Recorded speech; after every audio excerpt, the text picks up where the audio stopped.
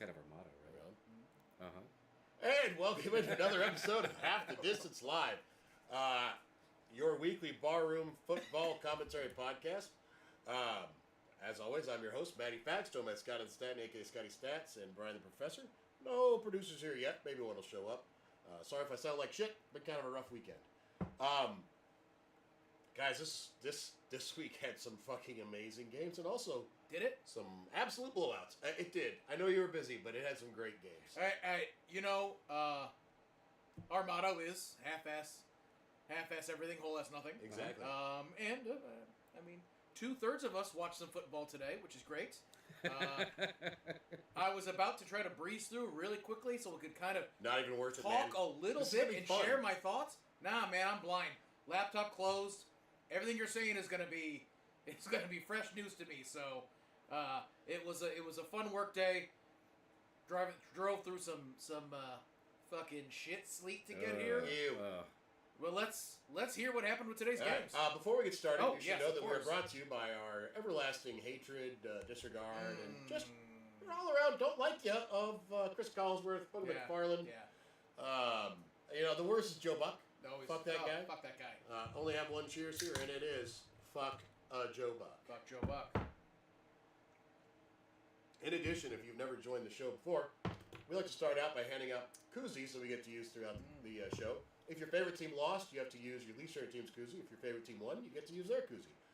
For the Professor, his Broncos had the Chiefs travel to them today, and they got the win, so he doesn't have to use that Cowboys koozie. Oh, a Chiefs win. Good for you, Brian. Absolutely. That's always a better win. The W's a little bigger when it's the Chiefs. For Mr. Staten, unfortunately, the Packers traveled to New Jersey this week. Took out a depleted Giants 27-20. But they played hard. They played hard, man. I know you didn't get a chance to watch it, but they played real hard. All right, well, I mean 9-2 Pats. 8-2 before the win. Still. No. It was a close Pats game.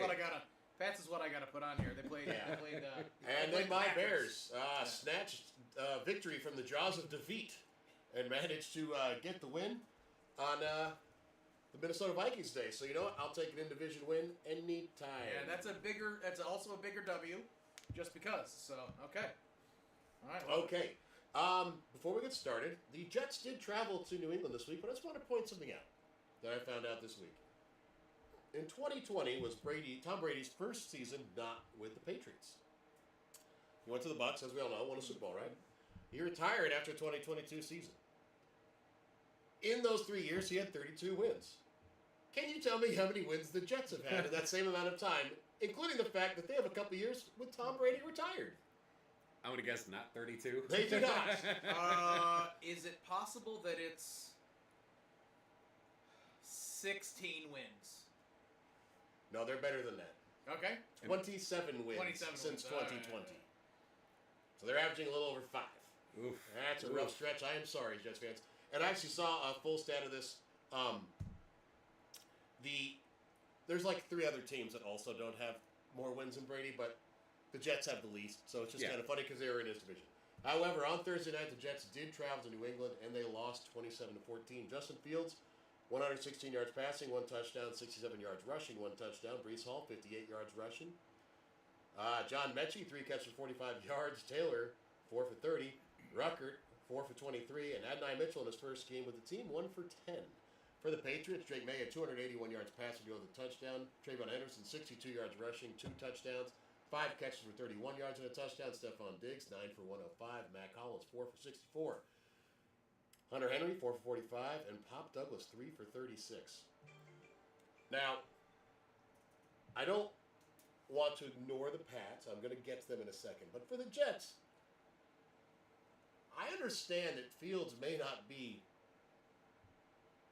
exactly what's going to go right for the Jets, but I don't think it's his fault.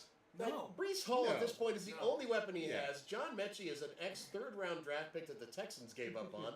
Mason Taylor is a 4th or 5th round tight end that they drafted this year. Yeah. He hasn't had his best wide receiver in at least, he played one snap last week and hurt his knee again. I feel so bad for this guy because when he finally gets these chances and the teams to start for, like with the Bears, oh my God, there was one year his best wide receiver was Equanimous St. Brown, whose only claim to fame is that his brother is far better at football than him. I mean, he's an NFL player. He's an NFL player. But like, he's an NFL player. But at the same time, like, it's gotta suck when your brother is like fighting for the top 3 spot for the past 3 years. Yeah. Yes. Right. So, and I'm not saying that Fields is an all-pro quarterback if you give him a great team, but my God, dude. Wait, you know what's funny? I got thinking about Justin Fields the other day, and I had this moment where I realized I forgot that he had an 8-game stretch with somewhere around 8-game stretch with Pittsburgh last year, where everyone said, "Why would you bring Russell Wilson back?" Fields is playing. Well, they were 4-2 at the time. I remember that. Was it okay? So it was 6 games, right? Playing good football, and don't get me wrong. When Wilson came back, he looked good. He looked good. He looked fine, yeah. He looked fine, yeah. But like I would argue that Fields didn't really look lesser than in those games. So when we saw a competent team, and he played competent, great. So he's not going to be a hero quarterback. We saw that with the Bears. He wasn't the one shining bright star that could do everything to make it somehow work. And guess what? It's not working on the Jets. Shocking. Not his fucking fault. Yep. No. Not his fucking fault. I mean, with the Bears we can do it too, but I can look back at the Jets and tell you how many quarterbacks they fucked over that they drafted. Sam Darnold being pretty high up there too. Yeah, management is the issue in New York. Yeah, and ownership. Woody Johnson. Yeah. So man. So were Tyrod Taylor's numbers any better than what Justin Fields been putting up? Not really. Okay, then. So dumb move. I agree. Right. But this week they've already said they are considering everything, and that even means quarterback change. So we'll see. For the Patriots, though, Drake May is definitely playing at an MVP caliber, and Travion Henderson. I understand wanting to get rookies get acclimated to the NFL, but this guy is making huge plays when they give him a chance. Ramondre Stevenson's a fine pro. Don't get me wrong here. Well, he's on my my fantasy team, so he ain't doing well. Well, Travion's on a couple of mine. Well, because let's be honest, he's also hurt right now. But Ramondre, like, you know, a fine running back. A couple of years ago, he was playing a lot better. Yes. Or I should say, like, a lot better numbers. But fucking Henderson is just turned into an absolute stud. Yes.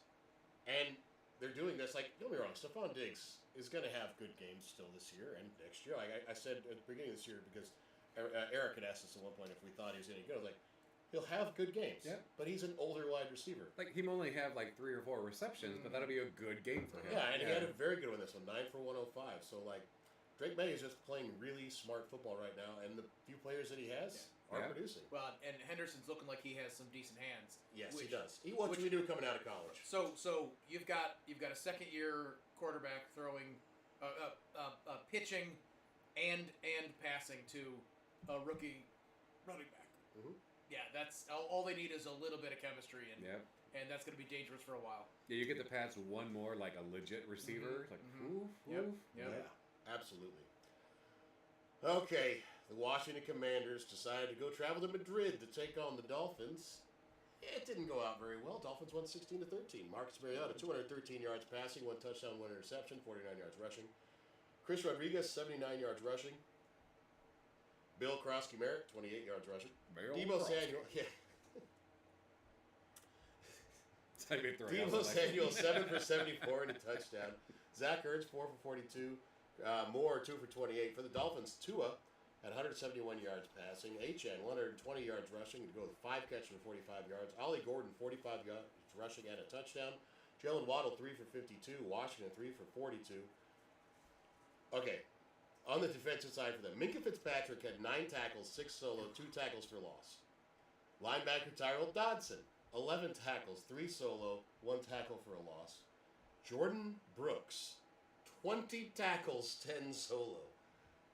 That's 2 of your linebackers and your safety. Like, that is the middle of your defense stepping up and making some fucking plays for you. Yeah. So not to say there's no way you were wrong. It was like, that didn't sound right. Was I off? No, you are 100% correct. I thought I got it right off ESPN. I thought it was pretty accurate. Listen, the Dolphins' defense showed up. And granted, it's Mariota. It's Chris Rodriguez. Debo's the only real starter they have. Like, I don't know why they traded Brian Robinson Jr. at the beginning of the season. It makes no sense at this point. Oh my God. Like, I don't know that he was the solve. Ooh. I don't know that he was the solve, but he's not helping. Missing him Yeah. isn't helping shit. No. Yeah, getting rid of him is definitely part of the problem. And Eckler getting hurt didn't help it, but Well, yeah, Jesus. of course, yeah. For the Dolphins, though, like, all right, he didn't do a whole lot, but Achane, he looked good in this, and that man just is quick. Yep, Mhm. yep. It is so interesting watching him run the ball because you don't think he's going that fast, but he's outrunning everybody. Except for that goal line, like towards the end, like 3 straight, I think, couldn't get him in. Like He's not a power back, though. Like, they should have put Ollie Gordon in for that. Yeah. He's the bigger back. Sorry, And that's how he got his touchdown today.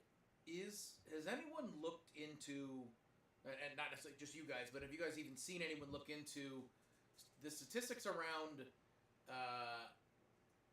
crossing the ocean, playing football, and the impact it has on those offensive skill players versus the defensive performance? Only because it seems like we keep seeing these games where offense is low, but then defense shows out. Yep.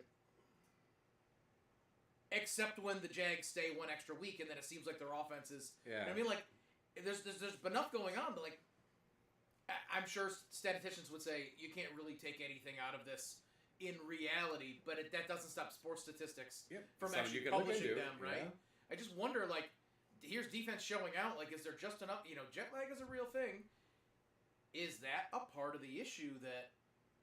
It could be, because, I mean, defense is a lot more of just react to what you're seeing. Exactly. So if the reflexes are just a little bit slower when it comes to, scanning this direction, I didn't cut quite as fast, I'm ahead, I'm behind on my route, where defense, it's a lot, I mean, obviously, like, and I'm thinking more like on the line, like as opposed to like secondary, Sure. but because that's arguably skill position on defense, but like grabbing someone for a tackle because they're not where they're supposed to be, and you've been studying that fucking playbook, right? You're there, and they're like, even if you're a little bit slow, you're right on top of them. I don't know. No, I'm curious about that.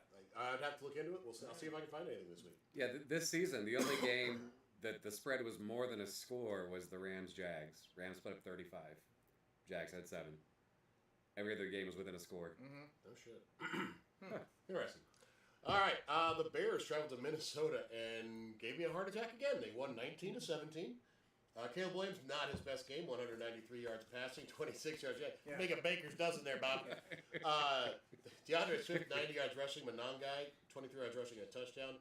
Cole Kmet, 5 for 45. Odunze, 2 for 41. Loveland, 3 for 40. Burden, 3 for 27. 2 interceptions in this game for them. Nashawn Wright, who got one of them, actually stopped and kneeled in a remembrance for his coach. If you ever watched the Netflix show Last Chance U, the head coach for that team that he actually played for was coaching at a new working at a new college now and was shot and killed over the weekend. Oh, Jesus. Oh, my God. Yeah. So Well, wait, so he got an interception, and instead of running, he just took a knee. He intercepted in the end zone, and his celebration was to take a knee. Okay, gotcha. Intercepted in the end zone. Yeah. This was about to be the shittiest criticism ever, and it's like, I understand that. It was a touchback regardless. Yes, okay. All right, great. Okay. For the Vikings, J.J. McCarthy, 150 yards passing, 1 touchdown, 2 interceptions. Aaron Jones, 70 yards rushing. Jordan Mason, 45 yards rushing, and a touchdown. Justin Jefferson, 5 for 61. Hawkinson, 3 for 39. Addison, 2 for 20 and a touchdown. The Vikings offense was not doing anything for most of the game. McCarthy came alive for the last drive. They managed to score a touchdown with about a minute to go. However, on the ensuing kickoff, Devin Duvernay returned it across the 50 into field goal range. 3 straight runs forward, and the Bears kicked a game-winning field goal. I will take an ugly win in division in the NFC North. We're at 7-3 now, which puts us at the amount of wins I said was our basement for the season. And you're pretty happy. I know there's a lot of really tough games moving forward. I'm very hopeful, but at the same time, I've already seen the improvements in this team. Now I just want to see the players step forward and see the offense become more consistent, because today it was not. That's a nice score to put up against a Brian Flores defense. But I guess I have to question hearing some of those numbers from J.J. McCarthy. What the fuck? Yeah. What did they do? The Bears defense bad. played very well today. There was some obvious misses by McCarthy. He had a couple bad overthrows. It was ugly. And his thing last week of coming out and telling people about his alternate personality on game days that he calls 9, it's his number. It's just been this whole bad week for McCarthy because he's getting made fun of hysterically in the media for it. As he should. He actually said it before last week's game when they got trounced. And part of that getting trounced last week is why I think the defense for the Vikings played so well today. I think that Brian Flores was like, fuck you guys. You're not ruining my reputation. I imagine there's a cheat. I didn't see this whole thing about 9. Maybe it comes off as a little corny, but I can. Part of me, without seeing it, forget however it's delivered. Like you deliver that shit like Russell Wilson, dangerous. Like oh come on. At the same Luckily, time, that commercial was only on TV for like a day. At the same time, it lives on the internet forever. Yes, it does. Yeah. I can appreciate saying I go into a different mindset, right? Yeah. And if a part of your mental process is like, no, you're not JJ, you're 9, right? Part of a team. That's There's right. a number on a team. Exactly. I can accept that. Too. Yes, I can appreciate all of that.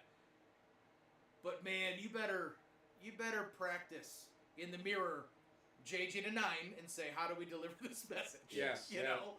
It just came across so bad. Yeah. Ouch. But also, he's not playing like the answer. No, he's looking very raw. And you know what? It's basically his rookie year. I don't want to be too hard on the But kid. the games, he's had 3 games this season where holy shit, this kid is legit. Yes. And then you have games like today, maybe not, Mm-hmm. And it wasn't like Justin Jefferson was out or something today, or last week even. Just Yeah, he's doing this with a full complement of weapons, yeah. which is what's kind of scary because his offensive line actually played pretty well today. yeah. And Well, even their defense did a really good job of slowing down the Bears. they did. I mean, it was field goal heaven. Yes. So, but man, Yeah, again, ugly win for the Bears, but a win in the NFL is a win in the NFL. Mm-hmm. So you take what you can because you never know where that confidence will eventually lead you to. Man. Poor Bengals fans. I'm sorry. They traveled to Pittsburgh today, and it was ugly. Steelers won 34-12. Oh. Joe Flacco, 199 yards Bowl. passing. Yeah. Oh. well, partially. Hold on, yeah. 1 touchdown, 1 interception. Chase Brown, 99 yards rushing, with 6 catches for 28 yards. T. Higgins, 3 catches for 63 and a touchdown. Noah Fant, 3 for 36. Jamar Chase, only 3 for 30. Although he got into it with Jalen Ramsey at one point, and based on camera work, it looks like he spit on Jalen Ramsey, that was who they caught when he swung a punch at Jamar Chase and got kicked out of the game. However, for the Steelers, Aaron Rodgers, 116 yards passing and a touchdown. Then he hurt his left wrist, which they're going to be looking at apparently. Just got a news flash. They're looking at possible fracture. Oh, no. So the most punchable face in the NFL came in, and Mason Rudolph had 127 yards passing and a touchdown. Jalen Warren, 62 yards rushing. Kenneth Gainwell, only 24 yards rushing, but 7 catches for 81 yards and 2 touchdowns. Nice. Darnell Washington, one of the largest tight ends you'll ever see. He's basically another lineman. Had 4 catches for 67 yards, and on one of those, stiff-armed one player and trucked 2 others. It was a lot of fun to watch. Oh, reminded me to look up those clips. Absolutely. And DK Metcalf, 5 catches for 49 yards, sorry. The Bengals defense is trash. Flacco's been doing everything he can to keep this team in games. Steelers defense showed up enough to slow them down and stop them. Joe Flacco's been doing everything he can to keep this team winning. You're relying on a 40-year-old quarterback to do this for you. Yeah. The rest of his team has to step up. And there's been, this is his, 4th active game? With them, 4th or 5th. All right. I can't remember exactly. Right, so now we got tape rolling, right? We say that all the time. You got tape rolling. And you're trying to tell me that crew in Pittsburgh isn't great at looking at tape when it comes to scheming defense? They really are. And a solid not just the coaching staff on defense. They have a good defensive core. That's not a surprise that team kept Joe Flacco to low yards. Yeah. So yeah, Pretty brutal. yeah. At the same time, it's pretty easy to run up points on the Bengals. So It is, and I feel bad, but it's like you're right because when everything you're doing is just peppering Jamar Chase and T. Higgins with targets, that's great. there are schemes you can run to try to focus, to take two receivers out of a game. And if no one else is stepping up, and credit to Chase Brown for stepping up today, 99 yards rushing is not nothing against the Steelers' defense. But with that offensive line. At the same time, like, he's capable of that. Yes. And he's been underutilized because of that offensive line. Yeah, it's been an ugly season for the Bengals. Apparently Joe Burrow's window to come back from the IR has opened up. We'll see. I mean, I know he's going to want to come back and play. The question to me is it even worth it risking his health at this point with their record? But listen, I take Chase Brown on the Giants. I'd take him on the Bears. Yeah. Absolutely. But Joe Flacco's first win of this current strand was against the Steelers. Yep. And at the time, we clowned the Steelers for it. And Jamar Chase and T. Higgins fucking lit it up with Joe Flacco at the helm. Yep. So maybe it is the game tape thing, you know? Lessons learned, right? Yeah. Absolutely.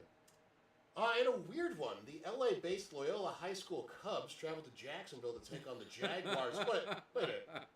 The Chargers actually went for this game? I was sure it was a high school team. Jags won 35-6. So they just destroyed them. Yeah. Justin Herbert, 81 yards passing, 1 interception to go with 21 yards rushing. He was their leading rusher. Trey Lance stepped in to throw a couple passes, got 37 yards. Kamani Vidal was the leading running back rusher with 13 yards. Keenan Allen, 4 catches for 53. Alonde Gadsden, the second of the Minnesota Gadsdens, 2 for 41. And Ladidi Makiki, 3 catches for 13 yards. For the Jags, Trevor Lawrence had 153 yards passing, 1 touchdown, 1 interception. Bayshell Tootin, 74 yards rushing, a touchdown. Travis Etienne, 73 yards rushing and 2 touchdowns. Jacoby Myers, 5 for 64. Munt, 2 for 25. Tim Patrick, 3 for 20 and a touchdown. And Josh Hines Allen got a sack today, making him the all-time leader for the Jags. Oh, love 56. it. Yeah. Go Josh Allen. The fuck? What the fuck? Yeah. I honestly don't know what to say here. The Jags gave up, 26 unanswered points against the Texans in the fourth quarter last week. Yep. And just wreck fucking shop on the Chargers. So they scored 21 unanswered against this time. So Monday of this week, everyone showed up to practice, stood in a line, one by one. You're getting a whooping. Next up, you're getting a whooping. Just a spankings all around because holy shit. Yeah. And I don't remember if I picked the Chargers. I might have picked the Chargers. Pretty sure I've been the Chargers. I've been enjoying. We can get to it later, Brian. That's fine. But I have been rooting for the Jags. Like it felt like they've got this turnaround, you know. But fucking hell, man, that's.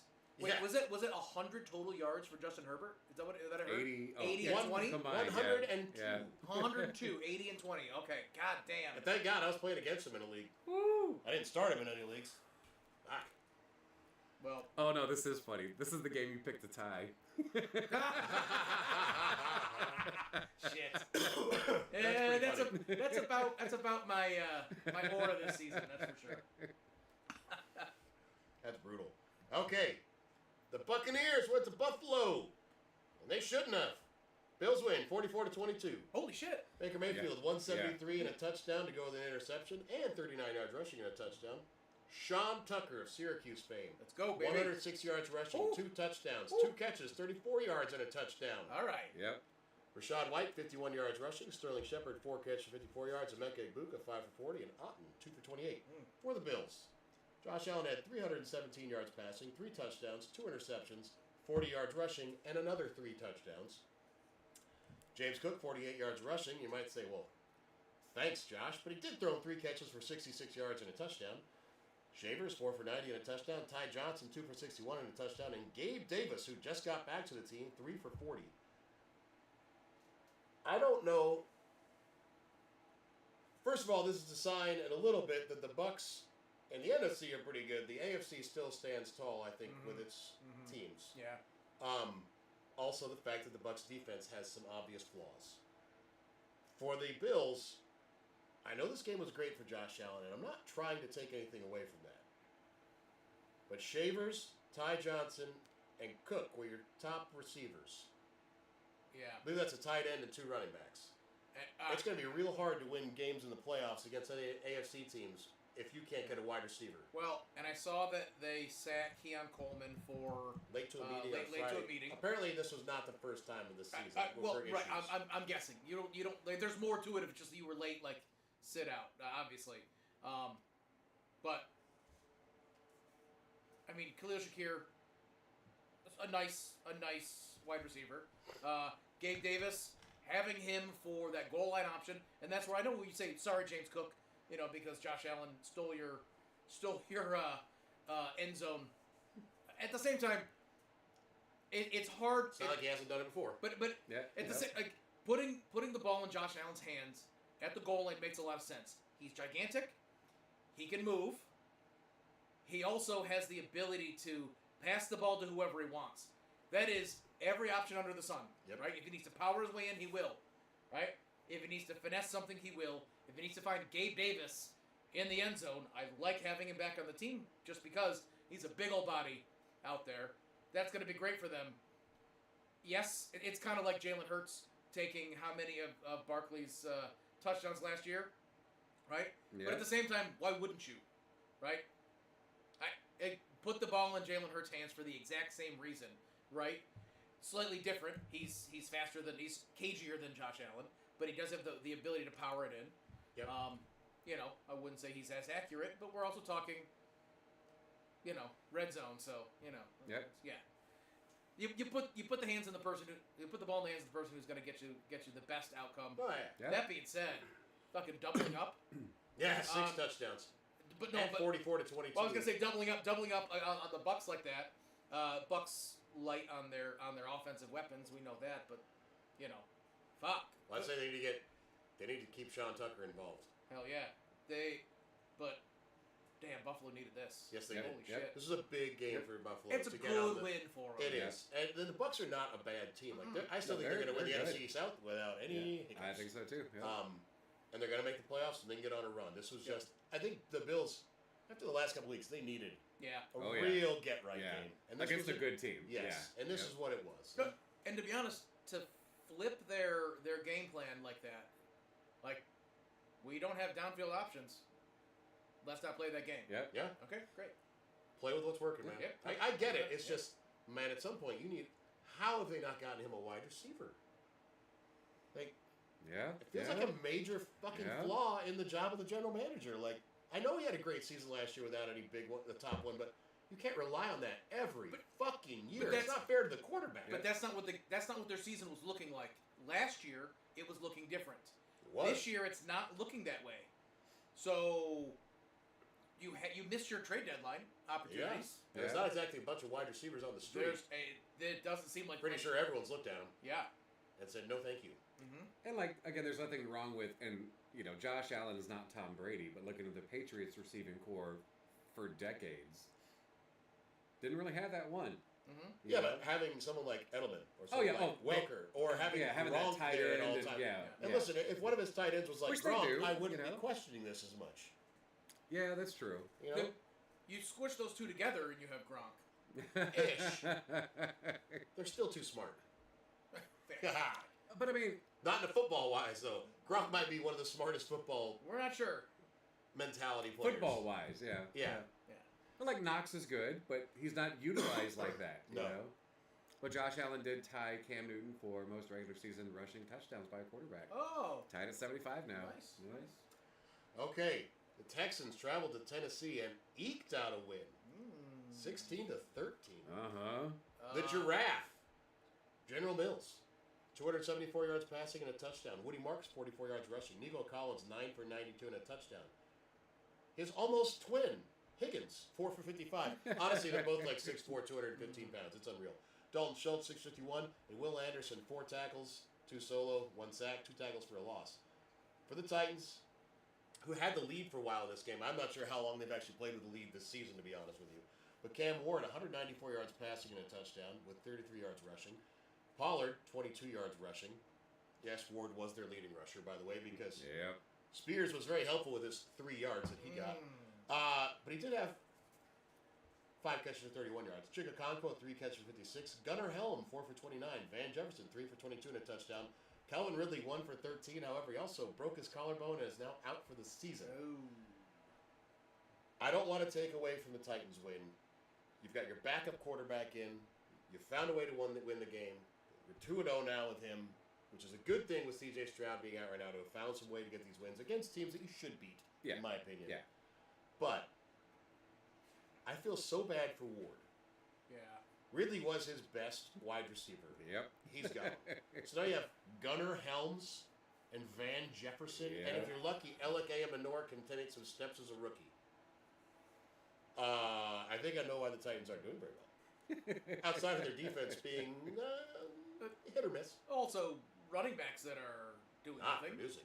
Yeah. Yeah. Oof. This is ugly for them. But again, for the Texans, when you have Davis Mills able to get you these wins, this is a good thing. Someone needs to introduce Ward to a darkness retreat. You know, really, maybe some ayahuasca. He's gonna have to exercise the demons of this season because holy fuck, this is the kind of thing. Like, this is some Jets shit. Like, he's gonna have to. Sort like, of, yeah. If he's stuck there, like, and they can't improve around him.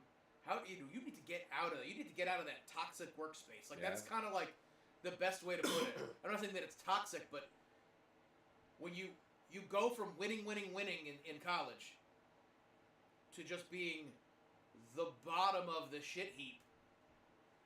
And then you start looking to try to make hero plays. And then you start getting rid of the ball too fast. Which, or holding the ball too long. If your team can't do anything else and it's on your shoulders, Right, what do you do? But that's a whole lot. And that's how you ruin these quarterbacks. Listen, I have the same thing to say to the Texans, though. Mm-hmm. Like, C.J. Stroud is a good quarterback. Mm-hmm. We know this. He's played very well in this league. Yep. His offensive line is trash. Yes, he has a couple good weapons to throw the ball to, but he's picking up some bad habits right now because of how bad that offensive line is. These teams have got to start doing more to actually help their young quarterbacks. Especially right now, both of these teams have quarterbacks on rookie contracts. It is the cheapest they will be. Yep. This is when you build the team around You can't afford them. to build someone else around your quarterback before it's too fucking late. Fucking Ward, a couple offensive linemen, and draft some wide receivers. Yep. And Texans, you better start drafting. I wouldn't mind if you took all 7 picks with offensive line next year. Holy shit. Oh, yeah. Nico and Tank Dell back at it again? Come on now. Yeah, and with Higgins coming into his second year at that point, I think they'll be okay with the weapons. Maybe a running back. Woody Marks is doing okay, but Nick Chubb was is definitely not the answer. And Joe Mixon is probably not going to play this year with whatever injury occurred to his ankle. I still don't know. And they haven't really released any information. And he's almost 30 anyway, so... Could just be arthritis. Yeah. Okay, we did have a game go to overtime today. The Panthers traveled to Atlanta, and the Panthers are averaging 30 points a game against the Falcons this year. Today, the Falcons decided to actually show up, though, and they scored 27. Okay. So it's a little better than 30-0 earlier this season. Bryce Young had 448 yards passing and 3 touchdowns. Oh! Yeah! Oh! Yeah! And no picks. No Big picks. Dick swinging! Yeah. Got knocked out of the game twice, too. Oh, yeah. Oh! He took some hits with this one. Oh, it gets better. Rico Dowdle, 45 yards rushing to go with 5 catches for 55 yards. Teroya McMillan, who does not like being called Tet McMillan. Oh, really? He likes T-Mac okay. He doesn't like Tet. All right. 8 catches, 130 yards. Does he find it offensive? Oh, 8 catches, 130 yards and a touchdown. Xavier Leggett, 4 catches for 83 yards and a touchdown. In overtime, after a recovery of a turnover, the Panthers then threw the ball to Tremble, who rambled down the field. He's a tight end, by the way. Tommy Tremble had 1 catch for 54 yards, and it took him right down into field goal range. Jalen Coker, 4 for 52. For the Falcons, Michael Penix, 175 yards passing, got knocked out of the game, re-aggravated the same knee injury he had earlier this year. Kirk Cousins came in and gave him 48 yards passing. Bijan Robinson had 104 yards rushing to go with 2 touchdowns, 4 catches, 39 yards. Tyler Algier, 10 yards rushing and a touchdown. Drake London, 7 catches, 119 yards. Darnell Mooney, 3 for 34. Kyle Pitts, 2 for 14. The Falcons need a second weapon to throw the ball to, in my opinion. Yeah. And Kirk Cousins, you're not going to find a trade partner for that contract now. No. He's going to ride out that contract with you. It's going to be an awful free agent signing that you had. Because he steps in and he can't do shit. Mm-hmm. But let's not talk about the Falcons right now. Let's talk about the fucking Panthers. Bryce Young. Man. Yep. Talk about Best someone game who of his needed that. career. Yep. He needed that. Holy shit. Absolutely. So did his coach. So do the fans. Yep. Yeah. So do the Yeah. fans. Yeah, I mean, fuck the owner. He's a dick. Yeah. But the fans, the coach, Yes. Yeah. Bryce Yeah. Young, they all Yeah. deserved this. Well, you know, the owners are already going like, oh, okay, so who can we trade away for value at the end of the season? Yeah, oh, yeah, They're right. already going, ooh, good game, guys. Wait, 5 receivers had over 50 yards? We don't need 5 people that can catch. I could actually see the owner doing that. Like, shit, literally, you know? Yeah. He's like, hey, ChatGPT, who can I trade? You And know? every one of those receivers is really only capable of 50 yards a game. Yeah. They just happen to all get 15 a In the game. same game, yeah. I will say the draft choice of Ted McMillan. At the time, I was a little questioning it. I'm Because he was sorry. very... Sir? Tetaroya Sorry? McMillan. My apologies. He T-Mac? does, You mean he does T-Mac? not like Tet. I will remind myself. Because he finds it offensive. He does. I'm going to keep saying the history joke until Yep. I'm sure that everyone gets it. Yeah. No, Ted everyone in the Offensive. interwebs. Oh, there you go. No. But listen, for Dave Canales, this is a sign to me that, you know what, Bryce Young is slowly picking up this offense. I know it's his second year with him, but you're just now finally getting weapons to throw the ball to that are developing in rookie and in their second year in Leggett. And Rico Dowdle, I know you got Chuba Hubbard signed to a larger contract, but I think you find a way to hold on to Rico Dowdle in the offseason. Yeah. Personally. Couldn't hurt. Yeah. I mean, Yeah. also on the same note, we got to step back real fast to the Bucks. Sean Tucker, this is the last year he's under contract with the Bucks, signed as an undrafted free agent, so he might Oh, have a good. chance to go somewhere. Make a little money there, you know? Why not? For the Falcons, I feel bad for Tyler Algier and Bajan Robinson. My apologies. Actually, then he said he actually prefers the sound of Bijan, so I don't even know what he wants to go by. This team is maddening, though. Yep. Yeah. Like any given Sunday is really true for them. Like they could be the best or worst team. Yep. I really expected so much more. Just like it felt like all the offensive weapons were going to take a step forward, and obviously there was a lot of questions. We saw, a rookie play all of 3 games last year and 2 games last year and looked good. He played in 3 games and looked good in 2, right? Yes. Yeah. And he might not be the answer, and then we got more injuries to deal with. And now you're fucking stuck with Kirk Cousins money.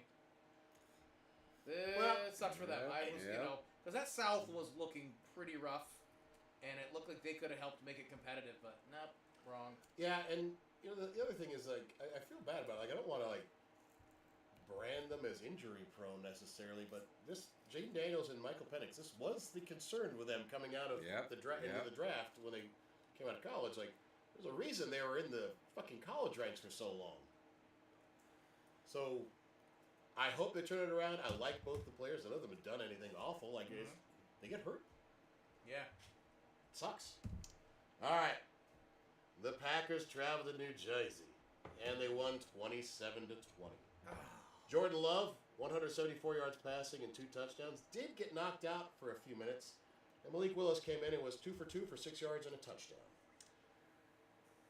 Josh Jacobs got knocked out of the game with a left knee injury that they're saying shouldn't end the season at 40 yards rushing. Wilson stepped in after that and got 40 yards rushing and a touchdown. Romeo Doubs, 4 for 53.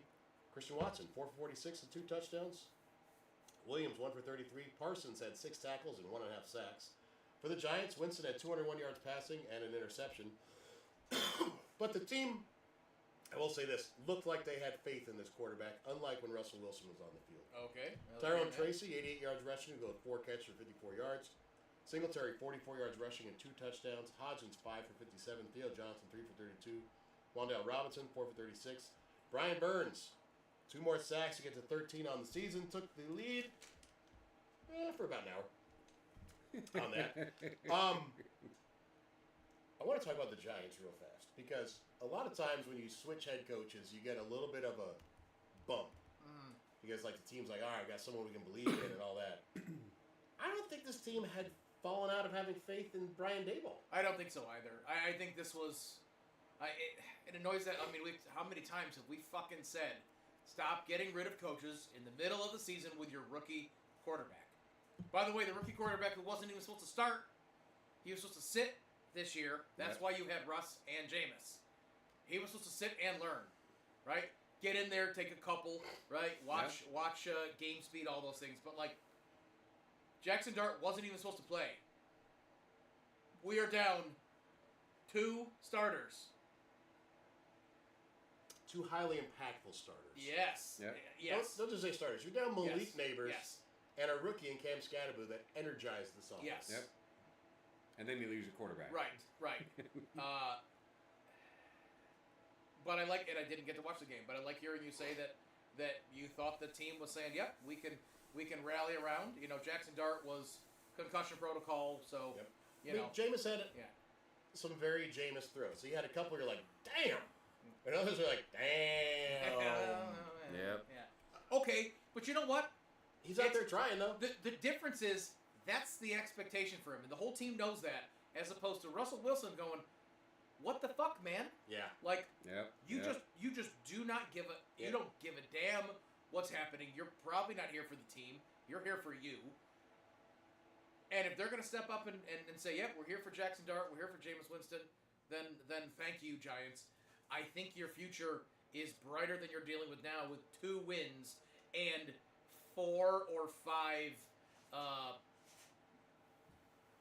I'm kind of okay with this loss, right? Moral victories. The upside down W, right? I didn't think about that. It just bothers me, though, because, like, I realized that they had a couple games where the defense collapsed. I get that. And they did. The Broncos game was a pretty horrific collapse, as was the end of the Bears game, to be honest. Why you got to bring up bullshit? Because it's why they fired Daboll. Why don't you fire the defensive coordinator? Yeah. You're paying a lot of money, and you've made a lot of draft picks to make that defense stout as fuck. The offense, yes, did not get points against the Bears. You also had Russell Wilson in the game. At least, like, I was glad they never pulled Jameis. Yeah. Nope. I was like, they know that Russ is not the guy for him, so that was good. Not to see him get pulled for fucking him. If only And, we like- had Tommy Cutlets. And it was close. I mean, that one pick at the end of the game. Yeah. I mean, that was the sealer. But Yeah. still, you kept him in it the whole fucking time. Absolutely. And I never thought that the team felt like they were out of it. I Yeah. think they were playing hard the whole time. For the Packers, God damn, I wish they'd lost. They have a really good team. Yeah. They have a lot of depth. Like, they could handle Josh Jacobs leaving the game with a knee injury. That says a lot. Their backup quarterback stepped in and threw a touchdown. Like, granted, he's a shifty, mobile quarterback, Yeah. so it's a little harder for Brian Burns in that pass rush in that situation. He had some when he was with Tennessee. He had some pretty bad games, but also Tennessee sucked. But he had some really nice moments when he was filling in for Banana Boy there, Will Levis. Yep. Yeah. Well, I mean, even last season with the Packers, he had some good games when he stepped in for Jordan Love when he got hurt at the beginning of the season. Yeah. Way better than I was expecting, I'll tell you that. So, I mean, listen, they're going to be fighting for the NFC North. That's inevitable right now this season. So, That tie's going to come back to bite him in the ass, I hope. God, I hope so. I really hope so. All right. The Seahawks traveled to L.A. to take on the Rams for first place in the NFC West. The game that almost no one got to watch unless they were on the West Coast because of all the other games on the day. Yeah. And the Seahawks lost 19-21.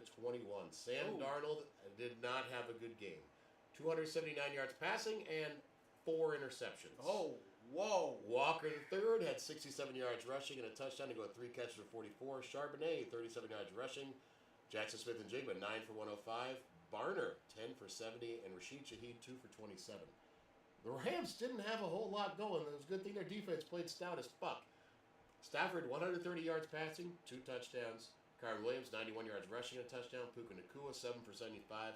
Higbee, 1 for 23. And Parkinson, 2 for 14 and a touchdown. This game was very well played defensively. These are 2 very well coached teams. I can't wait to. I believe this is only the first matchup this season, which means we'll get another one of these games later on in the season. The Sam Darnold 4 interception things worries me just because of what he's done in the past. But sometimes you're trying so hard. Yeah. Hopefully he can keep his gigantic forehead up and not get himself too down. So that's that. a 5 head. There's a lot of density in there too. I'm just guessing, but that's a bummer just because the Seahawks. I mean, listen, the Rams are playing fucking hot. 4 picks. You're losing sleep all week. Mm-hmm. Yeah, because Stafford did not really have a good game, so I'll say this, that was though. your chance right there. This is a man who was able to shake off the Jets. That's like in a way like thinking about Cam Ward. Like how do you start shaking off that bad juju? He's a man who was able to shake that off. Show us what he could do in Minnesota. Hopefully he still has it in him. Like this was a rough one. We can get over it. The Rams are playing great. Their defense is respectable. But 4 picks, fucking hell. The Rams are a legitimate Super Bowl contender, and they kind of did this to him in the playoffs last year, too. I don't remember if he had 4 picks or 3, but that Rams front line really caused hell for Darnold last year, and they did it again today. If he had 2 fewer picks, was this a Seahawks win, do you think? You guys mentioned you couldn't really watch it, but I'm just curious. Like, I mean, I was watching it on what I could on Red Zone. Yeah. They would have been in it a little. I mean, I don't know, but they were in it anyway. Like, the defense really played well today. I guess what I'm asking is, like, were those... Basically, the Rams got up and just watch it slowly get whittled away. But, I mean, like, there's a time where you're like, okay, yeah, it's a pick, but, like, you were kind of midfield. Yeah. You sent it down to the 20 and it got picked, and it's more like a punting. You know, right? Yeah, like it's okay, great, right? Yeah. Those kind of things. They're not as. Ooh, I like that one better. That fits our brand. It does fit our brand. Yeah. He threw a piquant. Piquant, yeah. Because those, like, don't get me wrong, that sucks for your stat line, but it's kind of like, well, you were right. Well, you were. It's really like 3 and out. Like, okay, whatever. Yeah. So it wasn't like they ran all 4 of them back for tutties. Now at the same time, it was like, oh no, they were all in the end zone. Like, now, okay, that was the game. You would have won it, but. And there was a couple plays like I don't think he really understood just how fast Rashid Shaheed is because he underthrew one that should have been a touchdown. Oh. Shaheed had to slow down for it. It gave just enough time for the defensive back to come flying into the picture and bat it away. Okay. If it had been understanding his speed, it would have been a little tighter on the end of the end zone, but it would have been a touchdown. Okay, so a few more games we're going to see. I think so. Oh, yikes. I think that Rashid Shaheed, that offense is going to add a nice dynamic. Okay, so you have Jackson Smith and Jigba and Rashid Shaheed just scorching down each sideline. Yeah. Like Miami Dolphins style from 3 years ago? 2 Yeah. years ago? Yeah. Okay, great. Love it. Yes. Okay. The 49ers went to Arizona, and they did win 41-22 today. For the 49ers, and I will call them the 49ers because they got a bunch of players back today also. Their defense is still missing a lot of folks, but Brock Purdy came back. He had 200 yards passing with 3 touchdowns. Christian McCaffrey, 81 yards rushing, 2 touchdowns. 5 catches for 40 of those passing yards and a touchdown. George Kittle, 6 for 67 and a touchdown. Juwan Jennings, 4 for 54. That's really all I can say for the 49ers on offense. McCaffrey dominated for this game. That sounds like a 49er stat. Okay, Jacoby Brissett was 47 for 57. Ooh. NFL record for completions in a game. For 452 yards passing, 2 touchdowns, and 2 interceptions. Bam Knight had 24 yards rushing for a touchdown to go with 4 catches for 21. And had a 50-yard touchdown run negated by a holding penalty. Oh. Michael Wilson, I know what you're thinking, who? That was the number 1 wide receiver with Marvin Harrison Jr. out after an appendectomy. He had 15 catches for 185 yards. Trey McBride, 10 catches for 115 yards and a touchdown. Greg Dortch, 6 for 66 and a touchdown. And Carter, 5 for 22. The thing that really burnt the cards today and to make this game even competitive was 17 penalties for 130 yards. Oh, my God. We will talk about the 49ers in a second. I don't want to take away from what Brissett's doing with this team, though. I don't think you see 57 passing attempts if Kyler Murray is the quarterback. No, I don't think you're getting enough completions to keep the drives going. No, he doesn't have the his vision gets blocked. And he knows that he can scramble, even though he doesn't scramble as well. So that the weapon that he relies on is starting to fail him. And if 4 years ago, when we were watching some incredible Cardinals play with him, a lot of it was Miracle Murray, right? Indeed.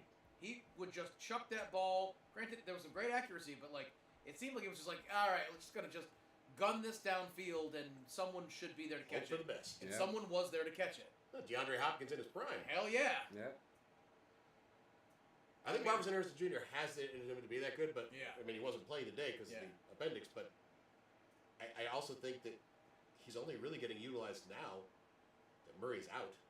And Trey McBride, over like his first 3 years with Murray, had like 2 touchdown catches. I think he's got he's 5 or blowing 6 it already out. with Brissett Yep. in the last like 3 weeks.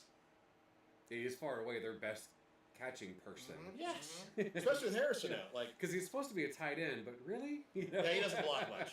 He's not meant for that. Yep. But just outstanding. And for the 49ers, Brock Purdy is a very highly paid. I'm going to be nice about this. I'm not calling him a trash quarterback, but he is very much, in my opinion, a product of the system he is in. He's very good at running that system, and it doesn't matter other outside of that. I think if you throw him in a couple different offenses, he would not be as good. But in this offense, he fits like a glove, man. I mean, but then again, we watched Mac Jones play some great football. Same style of quarterbacks, in my opinion. Yep. Because Brock Purdy tried to get away from the sack today and running like he was somehow fast. Like, sir, that is not your game. You need to throw that ball out of bounds, and you fucking know it. Jesus. Well, they put in Mac Jones just for some running plays. They did not go well. I mean, them. in the end, you have Christian McCaffrey, you have George Kittle, you have Jawan Jennings, and it was enough. And Brandon Ayuk might be about time to come off the IR. Maybe he can come back soon. That'd be a pretty nice little bonus for him. Tell you what.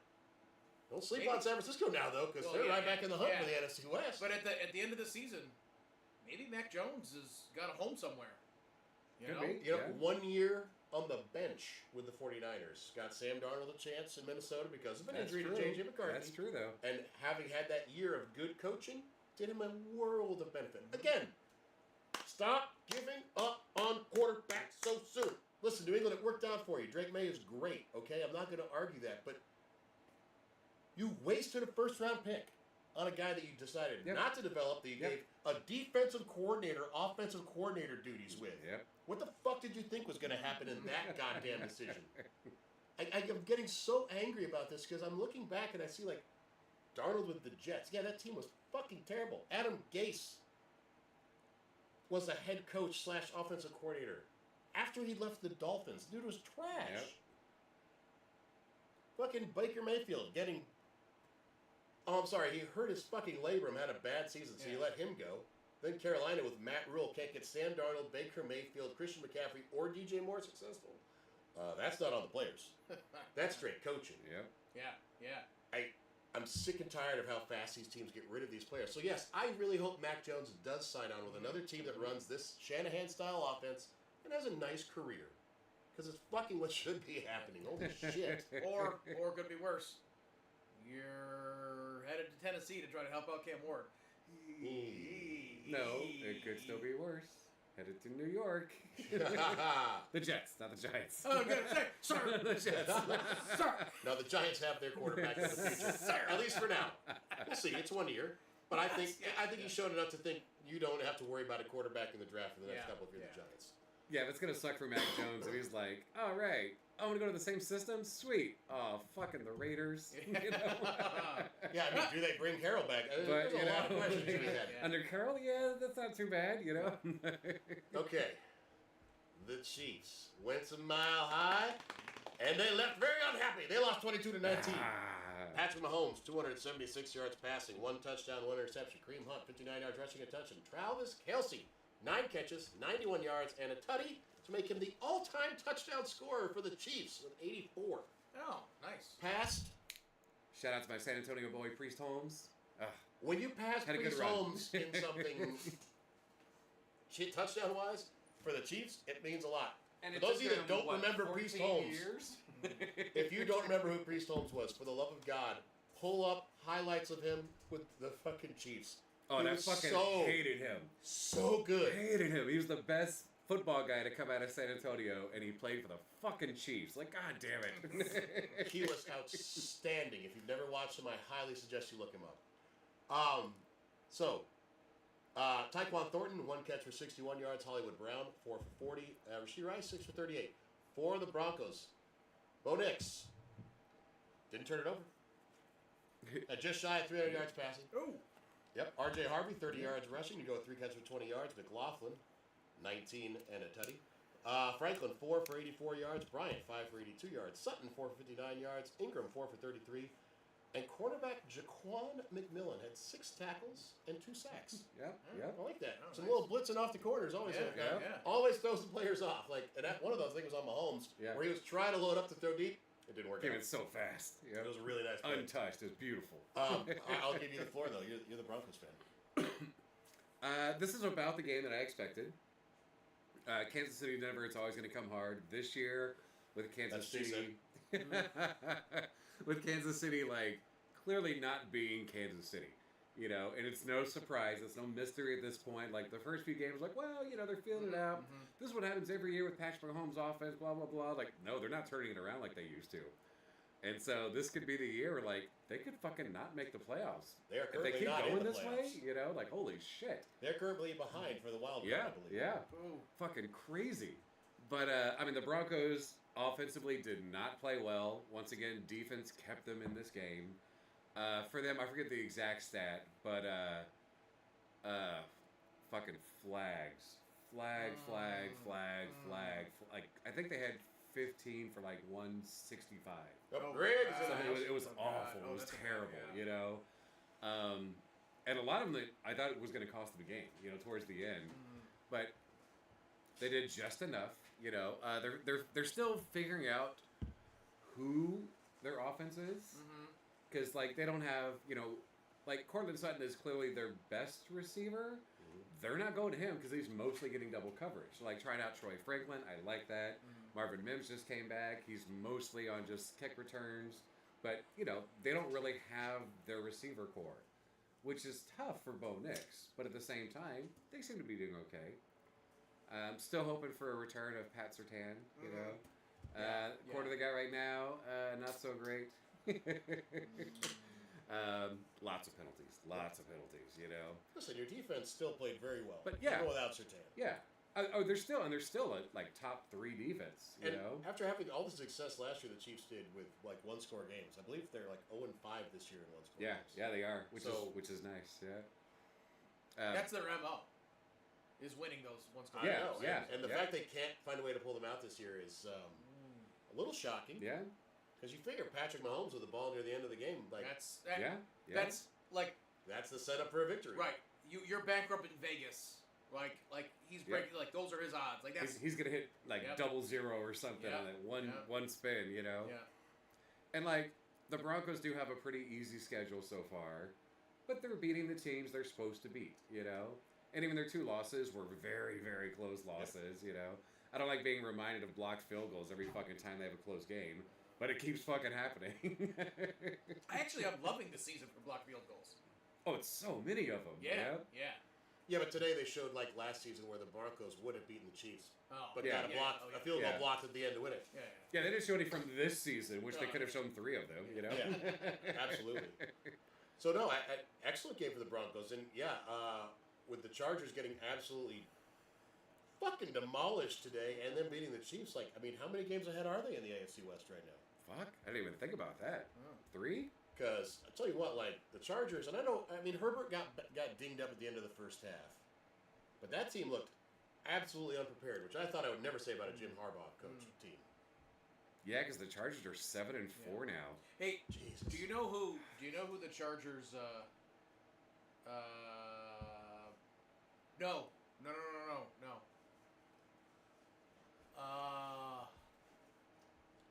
Not the best color man in the business for that reason. Oh shit! Justin Herbert has a brother who is a quarterback in the NFL. What? Yes. No. They look alike. They sound alike. He actually looks like the Costco version of Justin Herbert, which is even better. Did he play today? I don't know if it was today or if it was last week. Shit, that's what I was blanking. Like, was it a this week one? No, it must have been because if I saw the clip, it must have been last week. And Justin Herbert was fucking practice squad tight end Patrick Herbert. Oh, tight end. Okay, yeah. Wait, for the Chargers?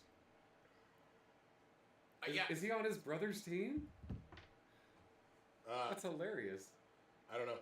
Oh, yeah. He got some play action. Must have been last week because showing Justin Herbert just like so fucking pumped to watch his brother. That is fucking cool. So. Does Greg need a little bit? I need a glass too. I'd like to try Greggy's little whiskey. Oh. Okay. We need glasses because Greggy brought a really good whiskey. But I try really hard to be tempered about the Broncos this year. They're 9-2. Listen, They're 6-0. how do you think I feel? The Bears are 7-3, but who have they beaten? I know. Yeah, but still, I mean, I'm also just in shock because the Bears are 7-3. Like what? but like, so 8-2's great. see, Though. now I'm gonna bring up old shit. I didn't think the Broncos' offense was capable of coming back against the Giants with that defense. Drake London's gonna have an MRI tomorrow on a knee injury. Yeah, that's listen, a bad sign. I don't know what they had going for him, anyways. Not gonna have much now. Yeah, they're proper fucked. That really hurt my fantasy. One of my fantasy teams. Yeah, Well, fuck all you guys. Oh, sorry. Yeah, my bad. Brian doesn't get whiskey, in case you're wondering. Just passing it around. I'm like fucking Milton in Office Space. The last time I was getting a piece of cake. Garçon. There's no piece of cake. I ordered a margarita. I said, no salt in the margarita. No With salt. huge granules of salt. Huge grains of salt. I'll burn this place to the ground. All right, what was your to go back? I'll be good whiskey for the winners. What's that? You said you were going to go back old school or some shit.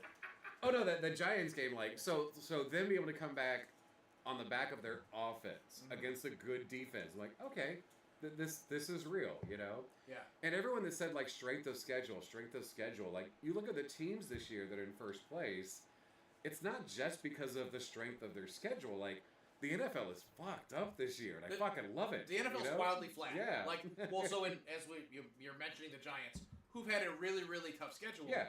Statistically, the toughest at the beginning of the season. Right. Yeah. Right. Oh no, I looked it up earlier this week for shits and giggles for the remaining of the schedule. Who has the toughest schedules? And in the top three are both the Giants and the Bears. Yeah. Still. Ooh. Now, granted, this matters because of the divisions you're in and what those records are. At least for the Bears. Right. Yep.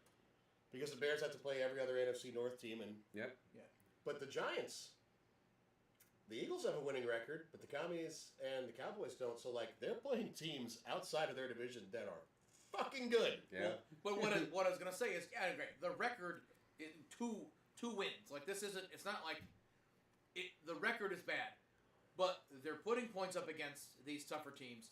Their defense is doing their damnedest to try to keep them in it, especially when the offense can't stay on the field long enough. Because all your Right. fucking weapons Because our are weapons hurt. are gone. But to the point that Brian Yeah. is saying, like you know,